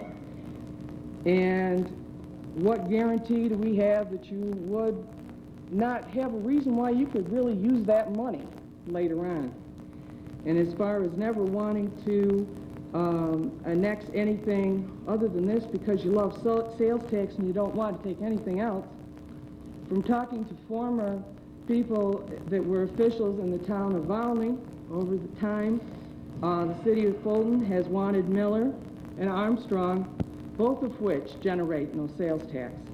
I think there's a lot of reason for Volney to be a little leery of this, and I think that the fact that the anchor stores would generate not less business, but more business for the city of Fulton, and also that you could get this deal where you would be able to share the land tax revenues, whether or not a county sales tax went in, is actually a more viable deal for Fulton. I think it's been too wimpy an attitude about growth of business in the city of Fulton. They have just, oh, protect, protect, protect. No, you need to take more of a football player attitude about this and go for growth. There are not enough initiatives to make it so that it's more viable for businesses to come in, more things to draw people to the area. I don't want to hurt Fulton, but I certainly don't want Fulton to hurt Volney.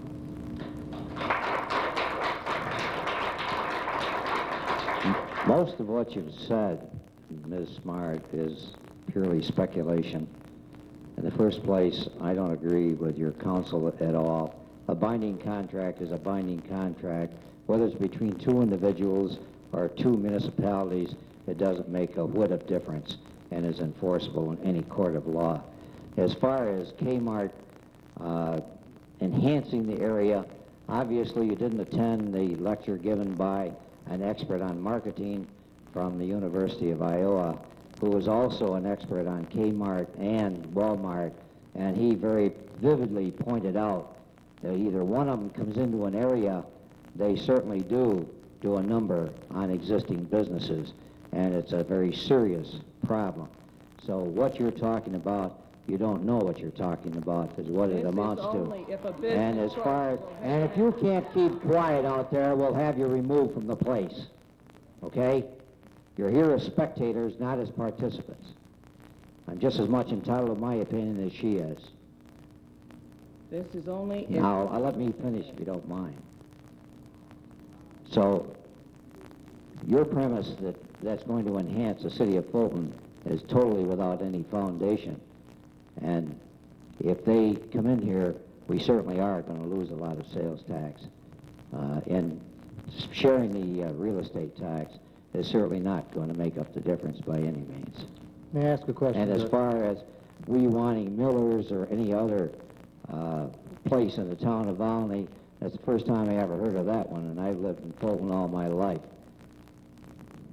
George, may I ask a question? Yes. The question is, first of all, when the project was originally conceived, Did not the city of Fulton guarantee or tell Larry Raleigh they'd give him approximately 4,000 gallons of sewage disposal for this project? And I think everyone at that time knew that the Kmart store was coming in, or there was going to be a big anchor store. Why all of a sudden all of this concern with only a couple of months? Supposedly we have our feet to the fire because we have a March 1 deadline. When was this actually known? This project's been in effect for almost a year, yet to the best of my knowledge, I heard about it probably the beginning of January, that there was a major problem. I did not know anything about this, and all of a sudden it's a critical issue and we're going to annex part of the town of Raleigh. What happened? That deal was made before we faced a financial crisis and before the city had to lay off about 27 of its employees and raise the taxes by, it was over $30 a thousand in order to meet the financial crisis. Jim? Yeah, the resolutions were done about 3 or 4 years ago, and I think I was the only one on the council. I don't know if Lincoln was. I wasn't on the council at that time. And what we were told was it was for the developments on Pierce Drive, like we have B&W Transportation or something, the sort of county opportunities, Waltz Towing, things like that. We knew nothing of a Kmart going in at that intersection at that time. I've only heard about it like you said, Jim, about a year or so, and this was done about 4 or 5 years ago. So Yeah, we that's knew true. nothing of a Kmart. I mean, obviously, we wouldn't have gone along with this. We would have started annexation proceedings back then, or at least started talking to the town board or something if that was the case. But we were just told it was for industrial development on Pierce Drive. And I'm sure the council at that time, if they'd known it was going to be Kmart, would not have agreed to it. Yeah. Not only that, but to add to what Mr. Myers just said, if in fact that there was a story in the planning of this thing, 4,000 gallons would have never entered into it for a store for the simple fact that should there be a fire in that area, you have to have sufficient water supply to fight the possibility of a fire, and it would be in the thousands of gallons available, not 4,000. It'd be a lot larger number, so I doubt very much that it was in the plan for Kmart to go in there. I'll beg to differ. The whole project began in 1991 with Widewaters. It was known then that it was a major retailer. It was rumored it was Kmart, but at that time, without Kmart actually signing for the signing on to proceed with the project, nothing could be said. But it was known that a major retailer was part of that project. It was known also of the area that was going to be involved. The problem with and at that time, 2 years ago, the City Council granted 4,000 gallons per day of water usage, and it was subsequent to that, early on in George's job as mayor, that they came and said, we are going to have additional stores, restaurants, and we will need increased capacity for the immediate future, X number of gallons, for long-term, an additional 10,000 gallons. So that is how it evolved. The additional 10,000 gallons was asked for, I believe, mid last year, wasn't it, George? Yeah, that's right.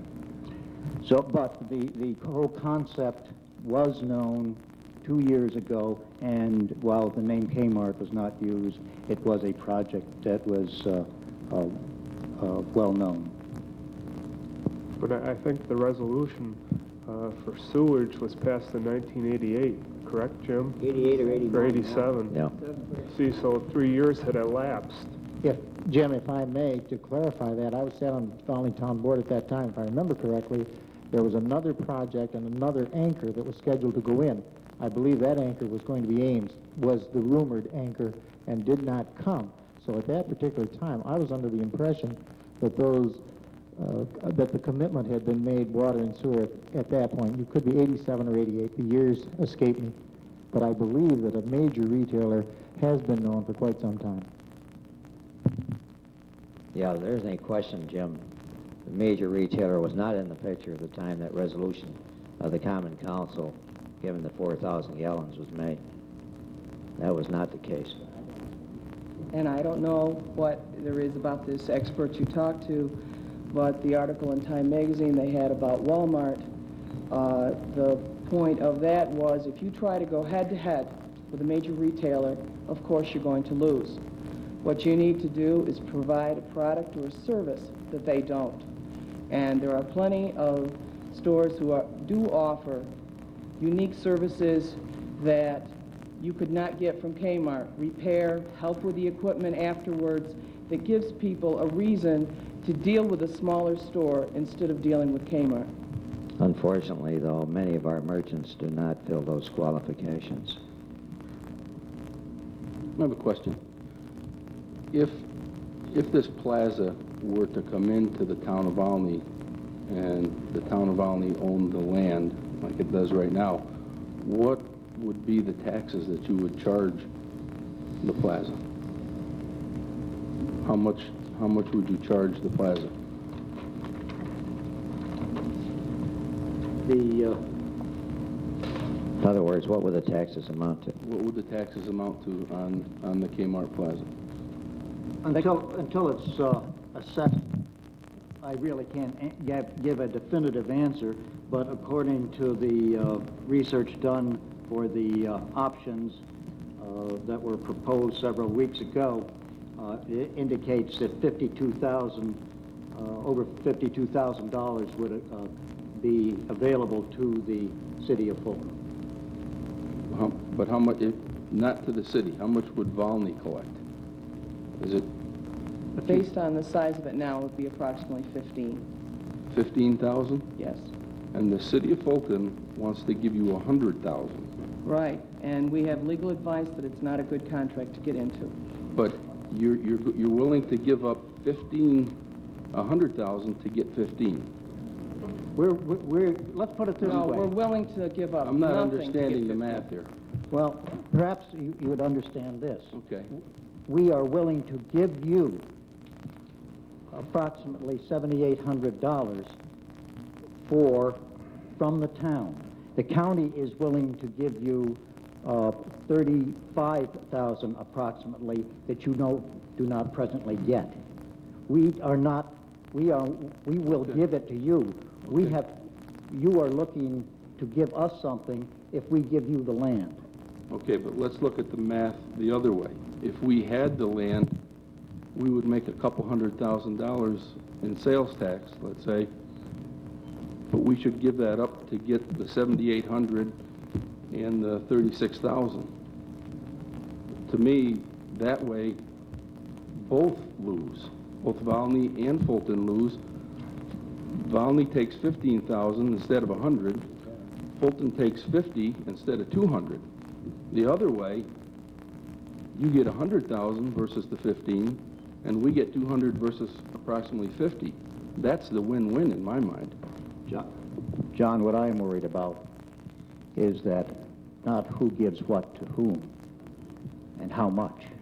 It's if nothing happens, and that is a great possibility unless some decision is made. And I would rather see a decision made in which perhaps in fact, definitely, the city of Fulton does not get as much money as they desire because they require a sales tax that they base their budget on and shouldn't, but they are based it on a sales tax that they don't have. And I think they would be better off in accepting at this point what the town and the county and the school system are willing to give up to them in order to make this whole project fly. But why should we both accept less? That's what I don't understand. Not only that, John, I think your figure of 200,000 in sales tax is way low. What low. we're doing here is entering into a lose-lose thing instead of a win-win. Just looking at pure dollars and cents. As a matter of fact, really all the town is doing is lending us that land for a period of time, probably 5 to 10 years at the most, because the county certainly is going to initiate a county sales tax. This is the only county in the state that doesn't have a county sales tax. And at that time, the land could be revert right back to the town of Volney. So you're not even giving the property away. You're in effect lending the property, and both of us profit as a result. I'm afraid that's something that's a little hard for me to understand that would be refused. And we're not, we have no desire to take you to court over the 100,000. I mean, this is a win-win. That's what you're saying today when you don't have the money, and that's also before there is a county sales tax, which anyone who is not living in a dream world knows is going to happen sometime. And the county does not have to give you anything. That's the actual rule when it comes to sales tax. They have to give us 1.5%. They have to guarantee you so much. Well, and the more that's generated in the city of Fulton, the more the city of Fulton will receive. Yeah, well, that's the deal bottom they're line. talking now, but there's nothing guaranteed on that. No, there's a state law that prohibits the county from. You have to think of where the city of Fulton presently is. I mean, at the end of 1992, we were $670,000 in the hole, and we're still willing to give up 100 to make 200 or 300, so we can reduce our deficit. We had to increase some taxes, and hopefully at the end of this year we have reduced our deficit, which was our plan. Now we're trying to put some money into infrastructure improvements, into roads to make our city look better, and we need money to do that. And what we're looking at is this mall as an opportunity to make money. You can't tell me that the town of Olney can't use another $85,000. We can't use a broken contract. We're not going to break a That contract. contract can't be broken. Yes, If you got that kind of legal advice, then I suggest you change attorneys. Well, George... And I'd be willing any time to take that issue up with your attorney. If I may clarify, because I talked with Dennis also, and Dennis says the first thing that he tells his law course is that there usually is some way a contract can be broken. Not always, but if there's never 100% guarantee as to what a court's going to do, and I think you have to Jim, agree what with he's that. talking about is the old attorney saw, yes, anybody can enter into a contract and thereafter refuse to obey the provisions of it. That's true, and that's what he's talking about. But you can also go into court and you can get an order from a judge that says you must obey it or else, and that's exactly what you could do, and you certainly would never have to have that problem. Any council of the city would be stupid to break a contract that they know they'd be taken into court for and penalized, plus the judge can award punitive damages now in any amount that he sees fit if he feels that the action taken by the party breaching the contract is frivolous. So what you got was merely an axiom by attorneys without giving you the whole story. Certainly you cannot willfully break a contract and get away with it. That's the answer to that. There's also another lawyer axiom: never take the legal advice of the other side. Well, okay. Earlier it was mentioned by Jim Myers of the possibility of annexation until such time as the sales tax, countywide sales tax, was enacted. Now, I've heard this before, and if it is a viable option, why hasn't this been brought forth publicly until this particular moment? It may have some merit if the town can, the property can revert back to the town without any hitches, if the sales tax, when the sales tax is enacted countywide. It is a possibility, an option, but why hasn't it been brought forth not until now? Dave, excuse me, I was talking to Jimmy Myers a while back ago about it, and I did talk to your council people about it at the time you were out of town, and I did talk to Claudia and Howard and the rest of your council about that possibility. And Claudia told me that it wasn't legal, it's already been looked into. Yes, it was looked into already. And she said it wasn't legal. Well, I didn't realize you two were, no. I suggest you get a second opinion. Yeah. I would also, if it can be done, I don't know whether it can be done rapidly enough, if it can legally be done, let us see such a contract. I'm not saying that this is something that is, well, I like to see it as an option and throw it out. Can I make a suggestion? Do you have a contract with New York Conference of Mayors? No. There's one organization that specializes in all these legal municipal problems. There's the Association of Towns. All right. Consult with them. See what they say. Regarding that matter? Or consult with the Attorney General's office. You know, any one of these organizations that give legal advice, see what they say. If I could have the floor for a moment, Mayor. Sure. Well, first of all, the thing that I'm most annoyed about is the fact that we've had to make this decision in the last month. A year ago, you met with Supervisor McFarland, Bill Buck, and I guess Jim Myers to discuss this issue at the town hall, and that should have been a meeting between all of these members of both respective boards and councils. And I'm sorry that didn't happen, because maybe in this past year we could have ironed these things out. But coming down to the wire like this is very difficult to make some hard decisions on something that's going to affect this area for many years to come. And we still don't have all the cards on the table as far as I'm concerned. We don't know all of the things that are really involved in this. We don't have all the legal questions to ask because all of them haven't surfaced. And I've gotten a lot of comments from citizens as well as other politicians on this issue this past few weeks that have stirred my interest even more in this issue, but still haven't answered all my questions. The first thing I would like to mention, there are a lot of valid points on both sides of the fence. It just happens to depend on which side of the fence that you're on. And I can sympathize with your position, and I have to sympathize with our position on this. The other thing that I wanted to mention was a lot of people from Valmy and Granby seem to feel that the city places too much emphasis on sales tax. When you have to rely on sales tax to plow your streets and pick up your trash, something's wrong fiscally with the city. And so I think the city has to look closely at that and shift gears there. The other thing you talked about, we share a lot of your services. Well, I'll remind you that the city also shares services in the town of Valmy, and by that you dump all your trash in our town, you burn in our incinerator, and we have to put up with that. You may wonder why we're a little gun-shy about any deals. I don't know if you recall, but back when the county incinerator was being built and the landfill was being offered to this county, the big thing was that they were trying to push was the fact that it was going to bring in jobs to the community, it's going to bring in industry who would not want to come here and dump their trash for free. Well, as it turned out, nobody showed up. And as it turned out now, we are paying over $200 a ton in our taxes. Most people don't even realize for waste disposal in this county. And also, they just recently instituted a tipping fee that we're paying for. And I tell you that that's because the industry never showed up to pay the bill for us, so the taxpayers are paying the bill now.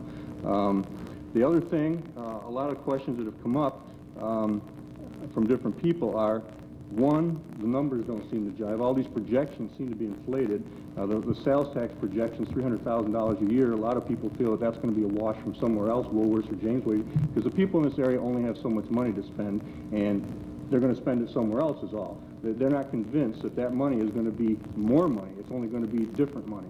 And the other thing on the numbers jiving is the amount of people that will be employed. And the figure of $2.7 million, I guess, is the payroll. You divide that by the jobs they're predicting, and it only came out to $3.25 an hour, which doesn't make sense. Nobody's going to make a living. It's not really going to lift the economy of this area that much, that significantly, although any job is a job, and I realize that. The other thing, a lot of people are questioning this additional 40 acres that all of a sudden came up as part of the issue that wants to be developed in the future, and why we need 10,000 more gallons for just a Chinese restaurant when some of the restaurants that I've checked at don't even use 1,000 gallons a day, but we need 10,000 gallons for a Chinese restaurant and a few stores that really wouldn't use any water. The other thing is speculation. You say everything is speculation. This whole thing is speculation, and obviously you're trusting that this is going to materialize into something good, and maybe it will. But the other thing that no one has even talked about, to my knowledge, is, and I've been questioned on it, is there's a primary aquifer over there. Now, this city received a wellhead protection grant last year, I believe, that's supposed to protect their groundwater. I don't know why the city hasn't just said, wait a minute, why are we going to build on one of our primary aquifers here? What's that going to do to our water system that we're already having problems with? Why hasn't that been addressed in any of these discussions or any of your meetings? Maybe they haven't, I just don't know about it. I'm sorry we didn't meet a year ago, because maybe all these things could have come up in the past year and not at the last minute. The other thing, and now you can tell me if this is true, because you say you're only looking for the annexation for the sales tax, but I've been told that you were approached about the Rogers Dairy property for development, and you said when you're ready to annex it, let me know. Is that a fact, or is that Absolutely not. Okay, it's been said. I'm just telling you it's been said. All that was done at that time, when somebody did approach us and asked only if they could have water and sewer.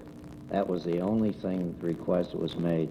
And my answer was, that depends on what the council wants to do and what our capacity is. No way. Okay, if I well, talked about annexation of any other property. That's been thrown out. And the other thing that people have questioned me about is they're concerned about this sales tax thing and how dependent Fulton is on that. What they're telling me is, I pay sales tax as a Volney resident too. Granby residents pay sales tax to the city of Fulton when they shop here, and most all of us do. I do. And the finger is being pointed at Volney, saying that we're in the way of progress. We're not letting things happen in this area. We're not looking out for the good of everybody. Well, people are saying to me, if that's the case, what has the city of Fulton done in the last 25 years that they've collected sales tax? Have they invested in their infrastructure, improved their streets, improved their water systems and sewage, so that other communities like Volney and Granby can benefit from that as well? Because we also pay that same sales tax. They're concerned that that money has gone to lower property taxes in the city of Fulton, which is great for the city of Fulton. But what does that do to all three communities as a whole? These are things I'm being asked, and these are reasons why I voted the way I did about annexation. And it's not that I want to turn away $100,000. A lot of people look at that and say, yeah, well, government gets another $100,000. I never see it. So people aren't excited about that.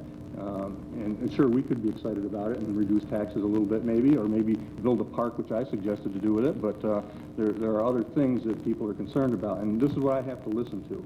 And that's why I made my decisions. Well, Howard, you're right. It's unfortunate that we hadn't met earlier. And if that's what's happened, then we can't change it. As to the sales tax, we're more concerned with protecting our sales tax than increasing it. Our concern mainly is that sales tax will be taken out of the city by people going to the Kmart Plaza. And remember, it's going to be more than just Kmart there. And that loss of sales tax will mean higher real property taxes in the city. You ought to know that in the past 10 years, the real property tax in this city has increased by over 150%, okay? And that people who are paying that are now thinking, maybe we ought to move out of the city of Fulton. This is too expensive. Because on top of that, we also pay one of the highest sewer and water taxes in the state in order to pay for the sewage disposal plant upgrade that had to be done not too long ago. And plus we pay a garbage fee, or a tipping fee, whatever you want to call it, $1 per bag. So you say that, yes, we should reduce our dependence on the sales tax. We do that. That simply means the real estate tax has to be increased, which creates more problems. So it's kind of a catch-22 for us, and that's why we're so concerned about it. If we lose $200,000 or $300,000 in sales tax, you're talking about for every $20,000 that we have to generate by the real estate tax, it costs the taxpayers $1 per thousand increase. So for $200,000, that's $10 per thousand of real estate tax that our people have got to come up with, and that's serious. We are just as sorry about the spot we're in as anybody else is, but this is what this administration inherited, and we have to meet it and we have to cope with it. I think one thing that's never been mentioned too, Fulton has a lot of industry in it. A lot of people in the town of Volney work in those industries. The health of this city is important, and if we don't flourish, in effect, neither does perhaps the town of Volney. A lot of people in Fulton work in the town of Volney. Miller, Armstrong, Owens. Well, maybe if somebody lost their job at Nestle's or Sealwright that lives in the town of Valney. You might be able to answer their pleas with that answer you just gave me. Anyone else? Just one Or question. was it the two-way street? I'm sorry, George, just one question. Now, when the sewage plant was put in, wasn't there federal monies involved, and wasn't one of the stipulations that the surrounding townships would also sign off or in some way benefit from the sewage plant? And isn't this action right now flying in the face of that agreement? That was the original proposal, but unfortunately the towns wouldn't enter in on it to pay for the added capacity it would require, and so it was dropped. So you're paying the whole thing? Yes. We never got any federal or state help. You never got the federal? No. That's why I'm saying we're paying for 30 years the cost for, what was it, $8 million? 11.5, I believe. To upgrade that plant. We're paying the whole shot. Just for your own information, everybody, the county of Oswego has over $12 million worth of tax-exempt property in our town, and that property goes to serve the city of Fulton with the airport. It also goes to serve the whole county with the trash and the incinerator and a number of gravel beds and other things that they own. So, you know, we sacrificed quite a bit for the area. Maybe not willingly, it just happened, but we have paid our dues too in this regard. No, I don't deny that, Howard. I'm merely saying, pointing out what I did about the services we offer for the people who think that the Fulton gives nothing to the town. That was all. Anybody else? Okay, in reference to what Howard said and some of the other people, and looking at it from a different point of view and trying to understand instead of being understood, I can see where the town could have some fears. Right now we're talking about a sales tax issue, but I think the fear that they have is that we're setting a precedent that every time someone wants water and sewer, we're going to take property. For example, what if, as Howard mentioned, residential growth? The city will also be enhanced by residential growth in the towns. And I think they're looking maybe for us to maybe tell them every time someone wants to expand, are we going to go after their land? Am I right or wrong? You know, so. Or are we going to be able to provide them with water and sewer at the rate of 125% plus installation costs that we charge now and allow them to grow without taking property? I think, too, that what people in the town of Valney have overlooked is that if there is going to be any further expansion of residential development in the town, without water and sewer, probably either there isn't going to be in a large scale, or any new residences go up, or any changes in existing septic systems will now have to conform to the new regulations of the EPA, or the DEC rather.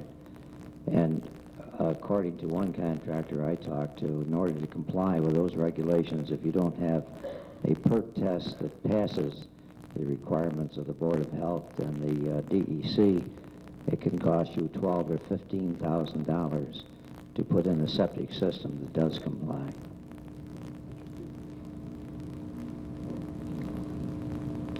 For those that are worried about our appetite for annexation, Fulton has never annexed any property in the town of Valney. That's not true. Like what? That's not true. What did we annex? Okay, over near the Quality Inn, the land over there, at one point a number of years ago, the head of the water department lived in Valney, just over the line, and the city of Fulton said that he would not be able to keep his job if he was not in the city of Fulton, and so the town of Valney let his land, which ran along there. That's why that area through there in Riverscape is part of the city of Fulton, is because Valney allowed that to happen so the man would not lose his job. When was that? It was a number of years ago. I could get it from Paul Kimball. Yes, it must have been, because I never recall that, and I've lived here a while. Not only that, but there was 2 acres of Taylor property went with it because of their milk processing plant. That's why 2 acres of Miller's is inside the city. That one little section right there takes in the Greco's Florist Shop there, Riverscape, and there's 2 acres of Miller property in the city of Fulton. That was all. I'll check it with the city engineer.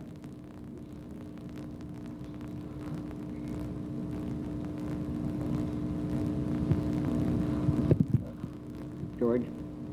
Yes, Jim.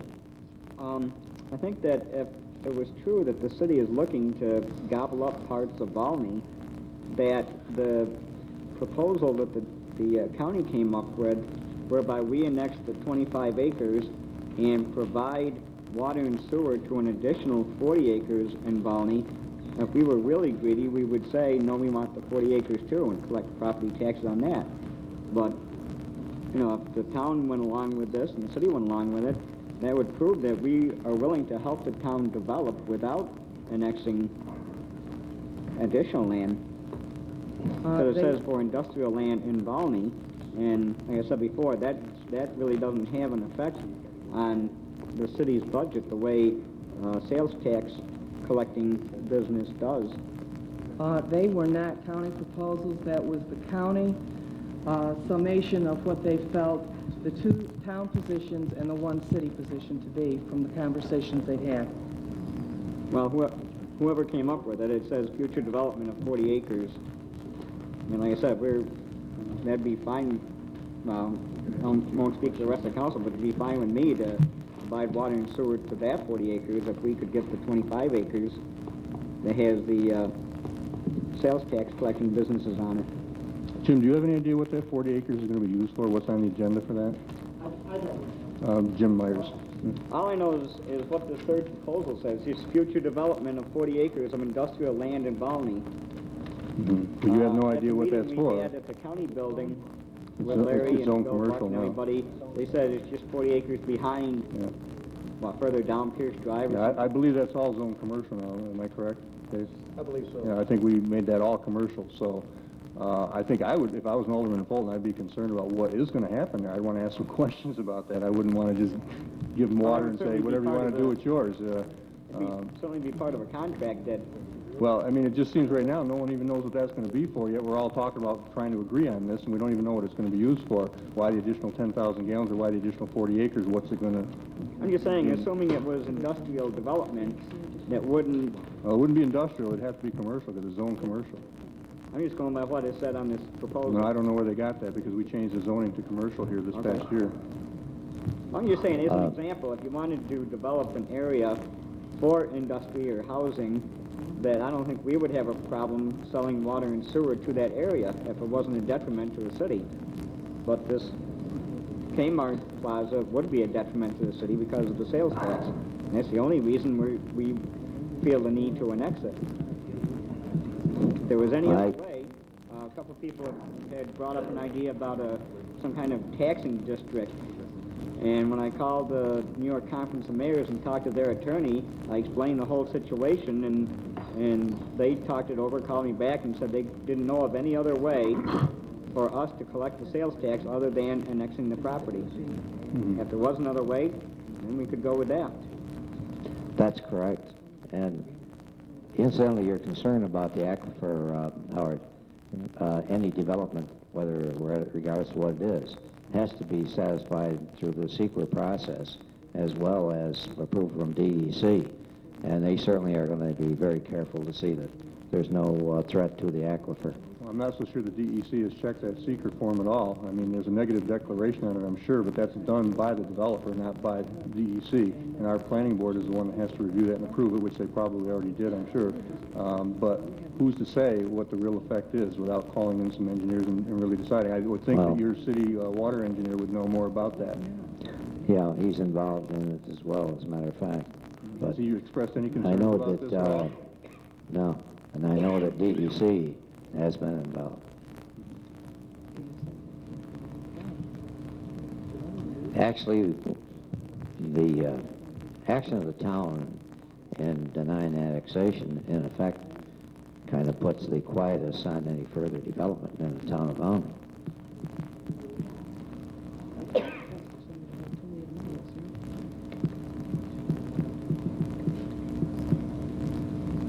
Anyone else? Media, have any questions?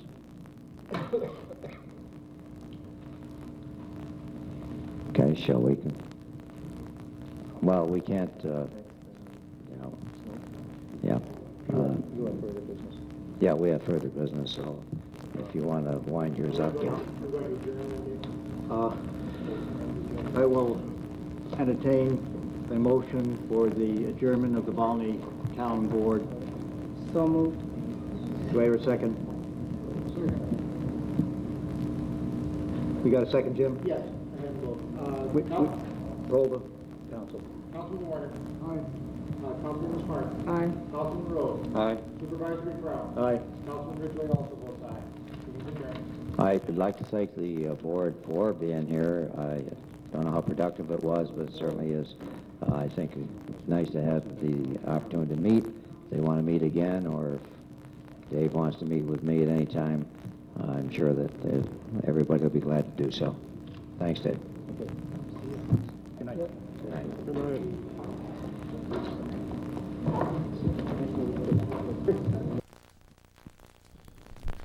Okay, that was the February 22nd, 1993 Fulton Valmy meeting, joint meeting on the annexation of the Kmart Plaza.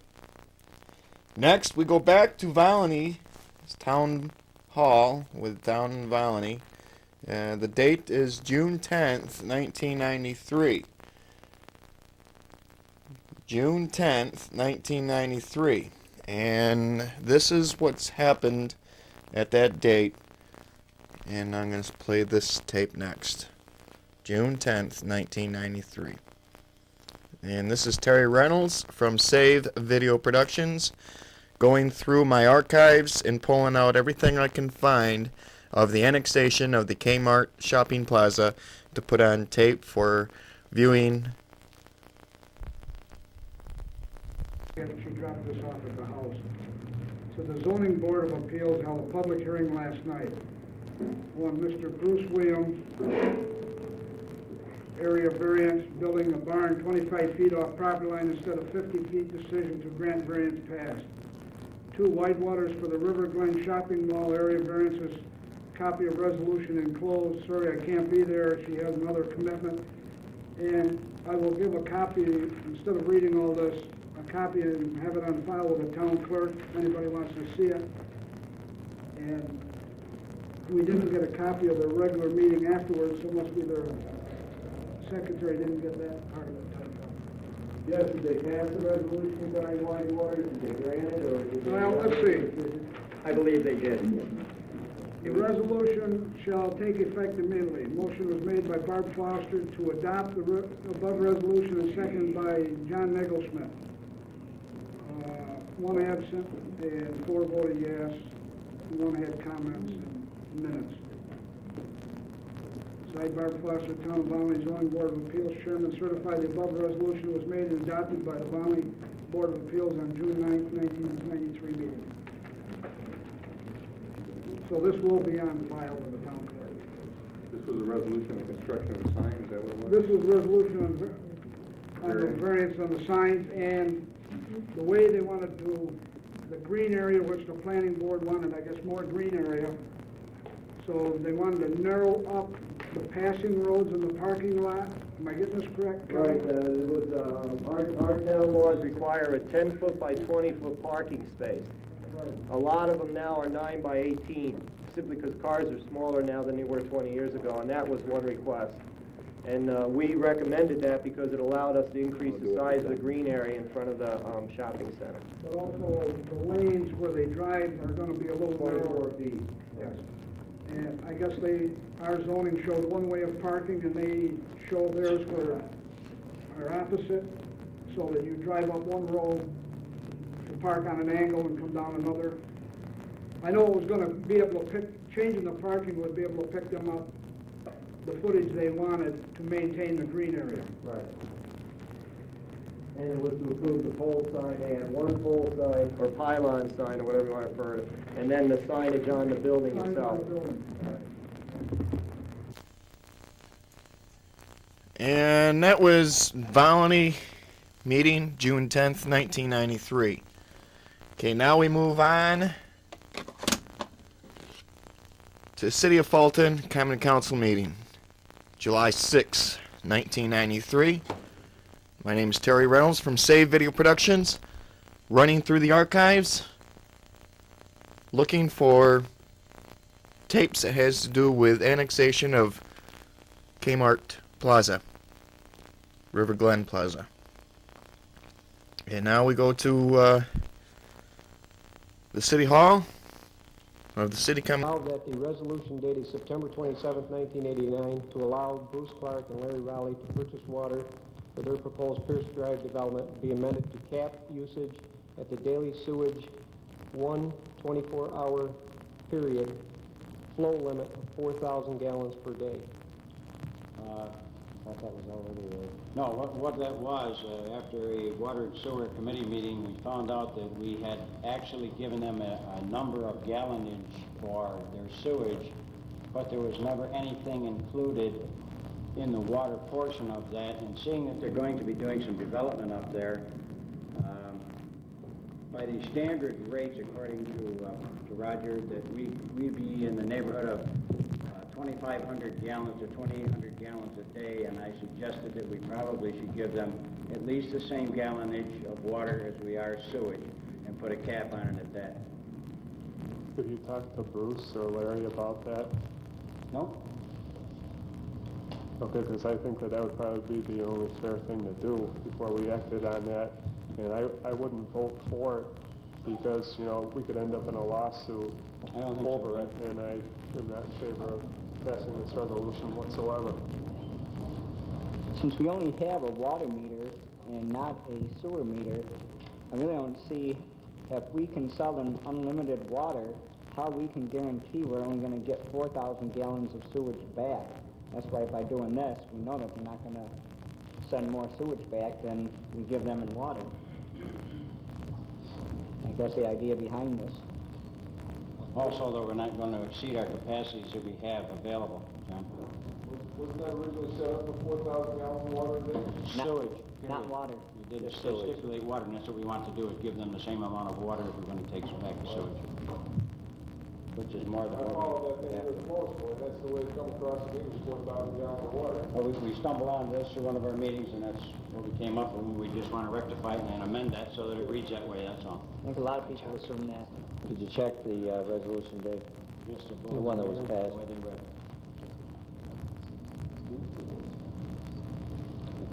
Yeah, it's sewage. Roger, have you got anything you'd like to add to this? Water and sewer are only going to enhance the capital water and sewer.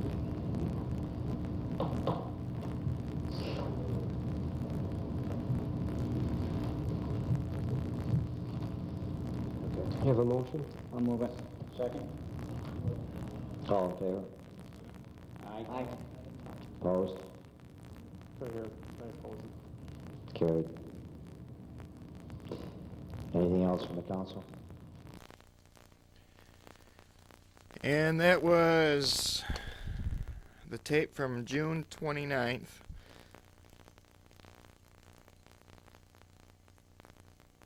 (1993).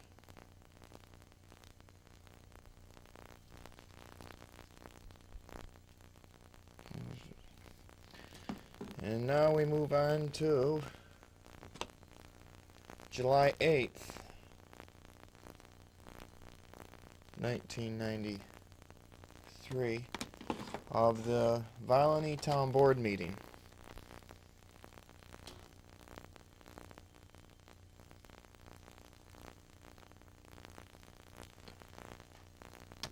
And let's see what they have on this tape here.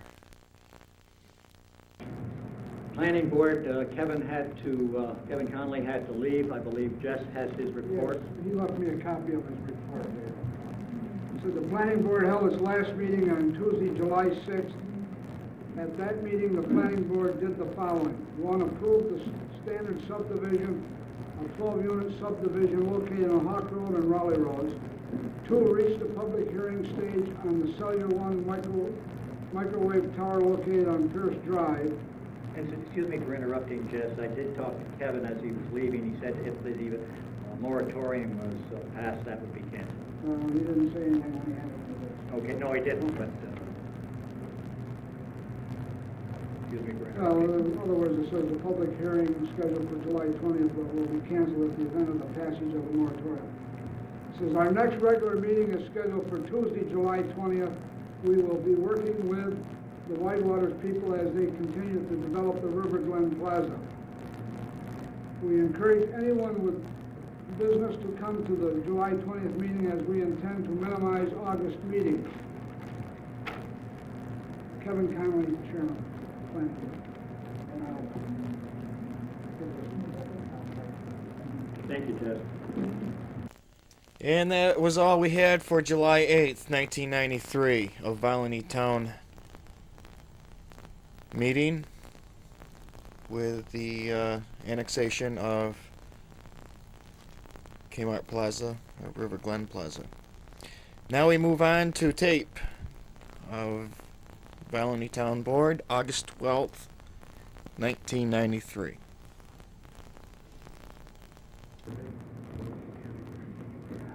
I can report one thing.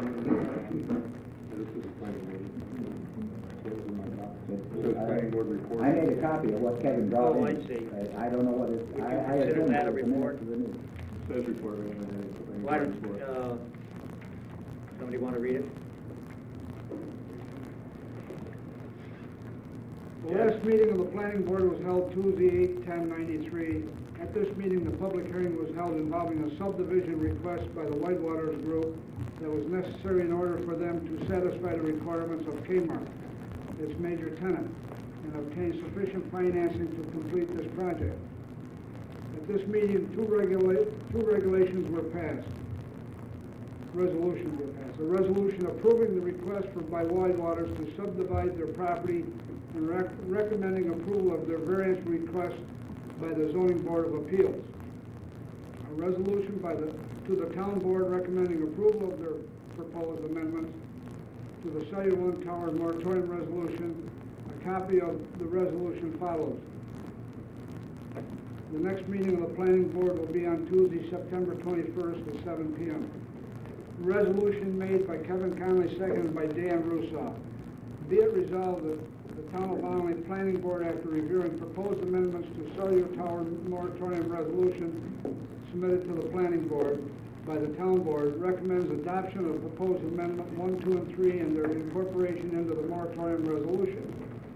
Conley, Chairman. Thank you, Jess.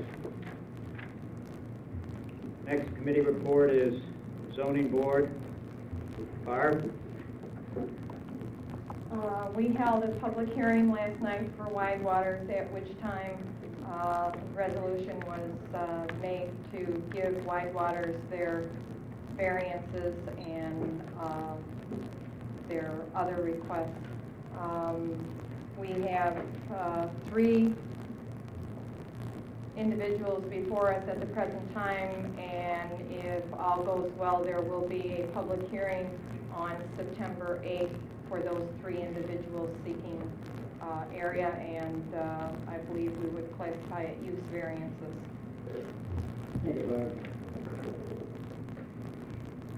Building Inspector. And that was Valony Town Board, August 12th, 1993.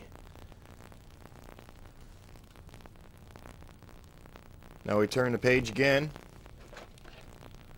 We're going to September 7th, 1993, City of Fulton Common Council meeting. Yeah. Anything from the council before we go into executive session? Anyone who wishes to bring anything before the council?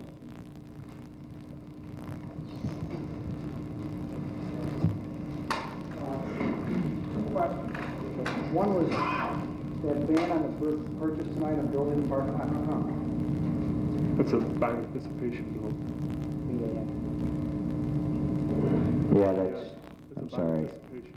That's the initials for bond anticipation note. No, it's already. Yeah, I know. I thought the same thing myself at first when I saw it. Okay, the other question I have is, last Tuesday evening you had a meeting. Last Tuesday, is it on? Last Tuesday evening you had a meeting, a special meeting, and I give free agendas, and all it said was contract negotiation on it. No other explanation of what the meeting was about. And then I find out, I read in the paper that you went into an executive session on contract negotiations over the water and sewer rights for the new Kmart Plaza. And was anyone present from Kmart or Widewaters at this discussion? No, it was also for possible litigation. Well, who was representing Widewaters in your contract negotiation over this? No one. All right. Is it legal to go into contract negotiation like that in executive session? Well, it was also, as I say, proposed litigation. Okay. Why the sudden change from 4 or 5 months ago over giving them nothing more than what was already given to them when the county promised sales taxes would become a county sales tax? They promised it to the council. They never even brought it to the floor. When the council tried very hard to strike a deal with the town of Valney in the city's best interest, they offered them money, $100,000 or whatever, so that we could annex the land so our city retail business would not be hurt. Why, when our sales tax is a very important part of our property tax base, keep our property revenues down, at which point I don't understand. I called Mr. Lincoln Friday and asked him his reasons for his vote, and he told me that we depend too much on property tax.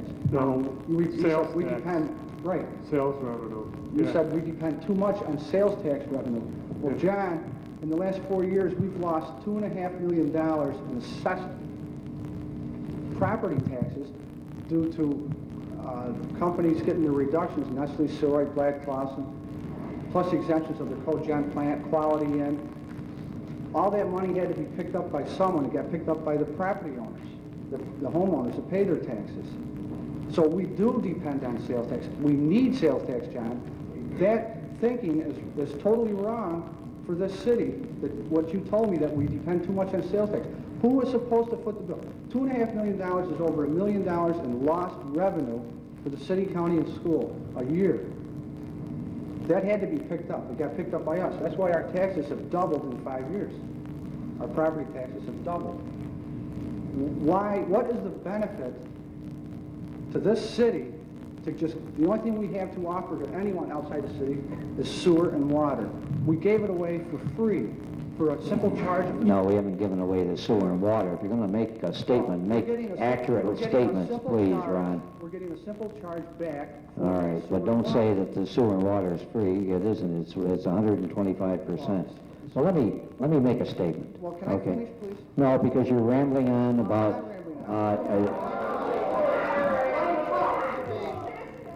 Percy, you're not running this meeting, and you're not speaking.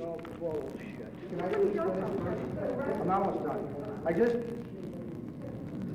As a council, you all stuck together in the spring to make sure this, whatever happened with Kmart, would be good for the benefit of all the city, of James Way, of all our Canal View merchants, of Woolworths, Bergen's, Harris Army, Goldberg's, all these stores, all our grocery stores. You wanted to make sure it was going to be treated fairly. The 4% and 7% is total, 4% tax to 7% tax, sales tax, is totally unfair. That's why, as a council, you were against giving them any more. For the life of me, for getting nothing in return, why did you turn your backs on all our community now, all our retailers who've been here for years, and just give them the go-ahead at 4%? I just would like to know the reasons for your vote, and why this was brought up all of a sudden in almost a special session to just this one reason. Okay. You finished? Yeah. All right. I'm going to make one statement as to my reasons, and that's going to be it. Anybody else wants to express their concerns, they'll be welcome to do that, and we'll have that opportunity. I'm not going to respond over and over again, okay? The Whitewaters, we all know, of course, that the annexation failed. Whitewaters was faced with a deadline by Kmart. They either had to have in place sufficient water and sewer within 2 weeks, and that was about 10 days ago, or they were not going to get the financing they need to put in the 3 stores that they needed to make just to break even. And they asked for the extra 7,000 gallons in order to qualify for that financing that they had to have. I've been thinking about this for quite some time. It isn't anything new, of course, ever since we had the original meeting where we rejected their proposal. We also had a meeting not too long ago where they were limited to water to 4,000 gallons a day. Now that was not in the original resolution passed by the council in '89. That limited only the sewer. So now we are also facing a threat and lawsuit over that late resolution to limit the amount of water. But since Walmart has moved into Oswego and moved into Northern Lights, now you also have Sam's in Northern Lights, our base is deteriorated. We now have, you talk about James Way being threatened. Well, James Way is already in bankruptcy. I also have it on pretty good authority that 2 large stores downtown are not going to redo the releases. Now, for the past 10 or more years, the downtown has steadily deteriorated. I don't see where there's any improvement in that situation. Nothing is happening that's going to make it any better. That's pretty obvious. And I learned today that all efforts to bring in new business have failed. So I couldn't see where Fulton was going anyway. I would rather see people staying here, going to Kmart, rather than going to Great Northern or Oswego to spend their money. At least if they stay in this area, we do have a chance of improving our business base. Some businesses will get better. This was on the authority of an expert whose lecture that I attended in Oswego, and I think many of the merchants did. And he admitted, yes, they are competitive, but there are ways to compete with them, and they do bring in some businesses.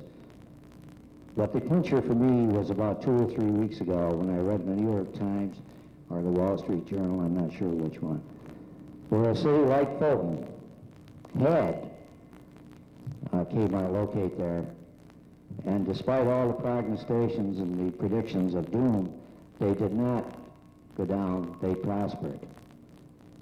So it seemed to me that a step in the right direction. At least it is something that we're doing instead of standing still, not doing anything, staying with the same old scenario, and Fulton continues to deteriorate.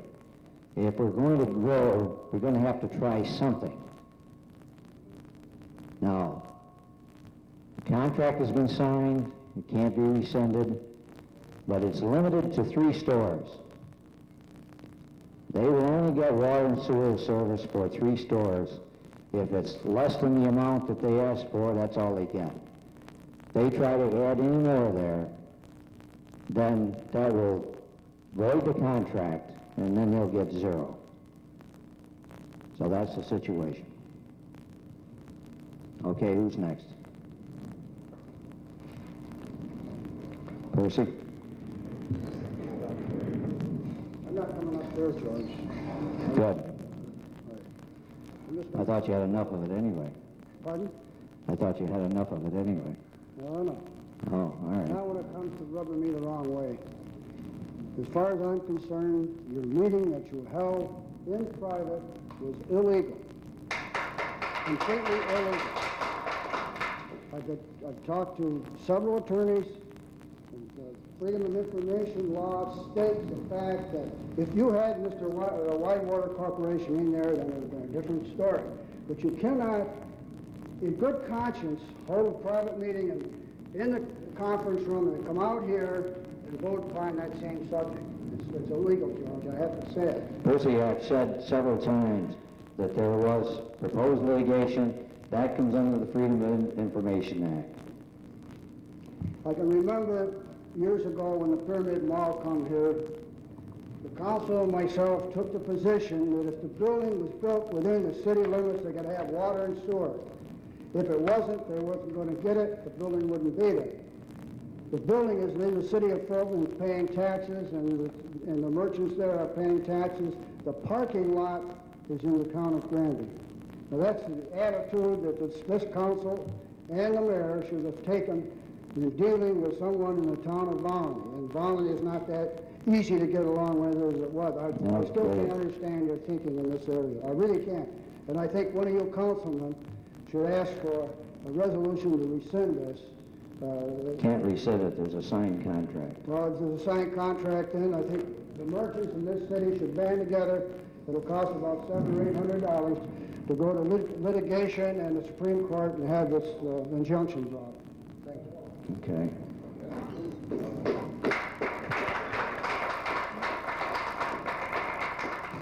Robin Griffin. Oh, this is loud. Excuse me. I know your jobs are difficult here, and I understand and follow the controversy surrounding Kmart and the whole strip mall. But I've got to tell you, I would not open a business when down the street I can't compete. Not that I would want to compete with Kmart. And I read the article you did, Mr. Mayor, and it inspired me that Fulton could grow and that we could do things. But according to that article, and it came from the Smithsonian Magazine originally, that town hired a specialist to come in, and that specialist took all the business people and counseled them wisely as to what they needed to do to compete with the big store. But the one thing they didn't have was the unfair sales tax difference. How can the businesses in our community compete when they have to charge 7% when down the road they only charge 4%? You can't. I can remember a time when there were several liquor stores in this town. The Party Barn was built, it's 4%. I can only think of offhand one liquor store left in the city. I don't think it happened because they were poor business people. Some of those people had been here ever since I can remember. As a child, they existed. I think business is difficult in a small community as it is, but there's things they can do, the rapport, the personal relationships with the community and knowing them. Those are the kinds of things that we can do that maybe a Kmart cannot. But they certainly cannot. How can they begin to even work on a fair playing field when you've given Kmart an advantage? And again, I duly respect the difficulty you had trying to work out an agreement with the town of Alney. But you yourself have been here more years than I have. And there's a lot, I have a lot of compassion for the businesses that have stayed in this town all of these years. And they've stuck it out. And they've tried to compete with Great Northern Mall and now Walmart in Oswego. And there's a sense of you turned your back on those very people. I don't think that was the intent, because I don't think anybody does anything with malice, particularly towards the people that are footing the bills. I don't believe that. But I would ask you to consider what we can now do for these businesses locally in our city that have stayed with us, that have bared through good times and bad times. What do we do now? How do we help them survive in this climate? Because this very town you spoke of brought in a specialist to help those businesses to find ways to draw those people back to their particular services. You can't leave them hanging. One of the things they can do is exactly what that specialist that whose lecture I attended, is to consult with a man like that. He does propose ways it can be done. For example, he says the one thing you can offer that no discount house can offer is service. That's right. Okay? And there are other ideas that he had, and it isn't the end of the world. But do we stop? And eventually you're going to see, and I think sooner than you think, that there ain't going to be any separate sales tax. It's going to be a county sales tax This is the only county in the state that doesn't have a county sales tax. But will it happen in time? It'll In time happen. to put them on equal footing? Those are the concerns that I have. It'll They happen. deserve equal footing. And when it happens, then the sales tax will be distributed among the towns and cities by the county. And it won't make any difference where the business is located. We'll all share in it. And you can bet that's going to happen soon. But you're right about the getting help from a specialist. That's exactly the thing to do. And you find there are more ways than you realize to profit from a store like Kmart. Then I would ask the council to consider taking a leadership role in helping these businesses find out what they can do to I'll be glad keep their if the business Downtown Merchants Association wants to contact me, and I'll certainly be glad to lead the way in finding help like that. You may find this out of order, but why don't you contact them? Show Because- them that the leadership truly cares in this community. Because I want to see the downtown merchants show a little leadership themselves. Okay? Well, we elected And you, you've Mr. got Mayor, to be a leader. how many in that association? I have no idea how many are in that There's a association. lot more of them than there is of me. But I would not start a business in this community right now under this climate, and that's sad. That is sad. I chose to make Fulton my home. I choose to be here. And I choose to try to make it a better place. And I'm certain that every person that sits at this table chooses those same things or you wouldn't be here. But we can't always sit back and wait for somebody to come to us. We've got to take the leadership role. I've watched downtown Fulton deteriorate almost since it was organized under the original community property, not community property, the urban renewal. And it's done nothing but go downhill since then. And I can't see where any change can do anything but help. As for those liquor stores, they were moving out long before that place across the river was started. You know why? Because you had places in Syracuse, like Liquor Square and others, that were selling it at prices much lower.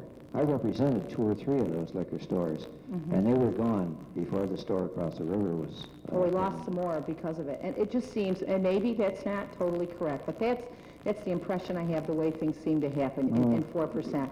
And I will be the first to admit, I would love to pay 4% over 7. I'm not going to deny that.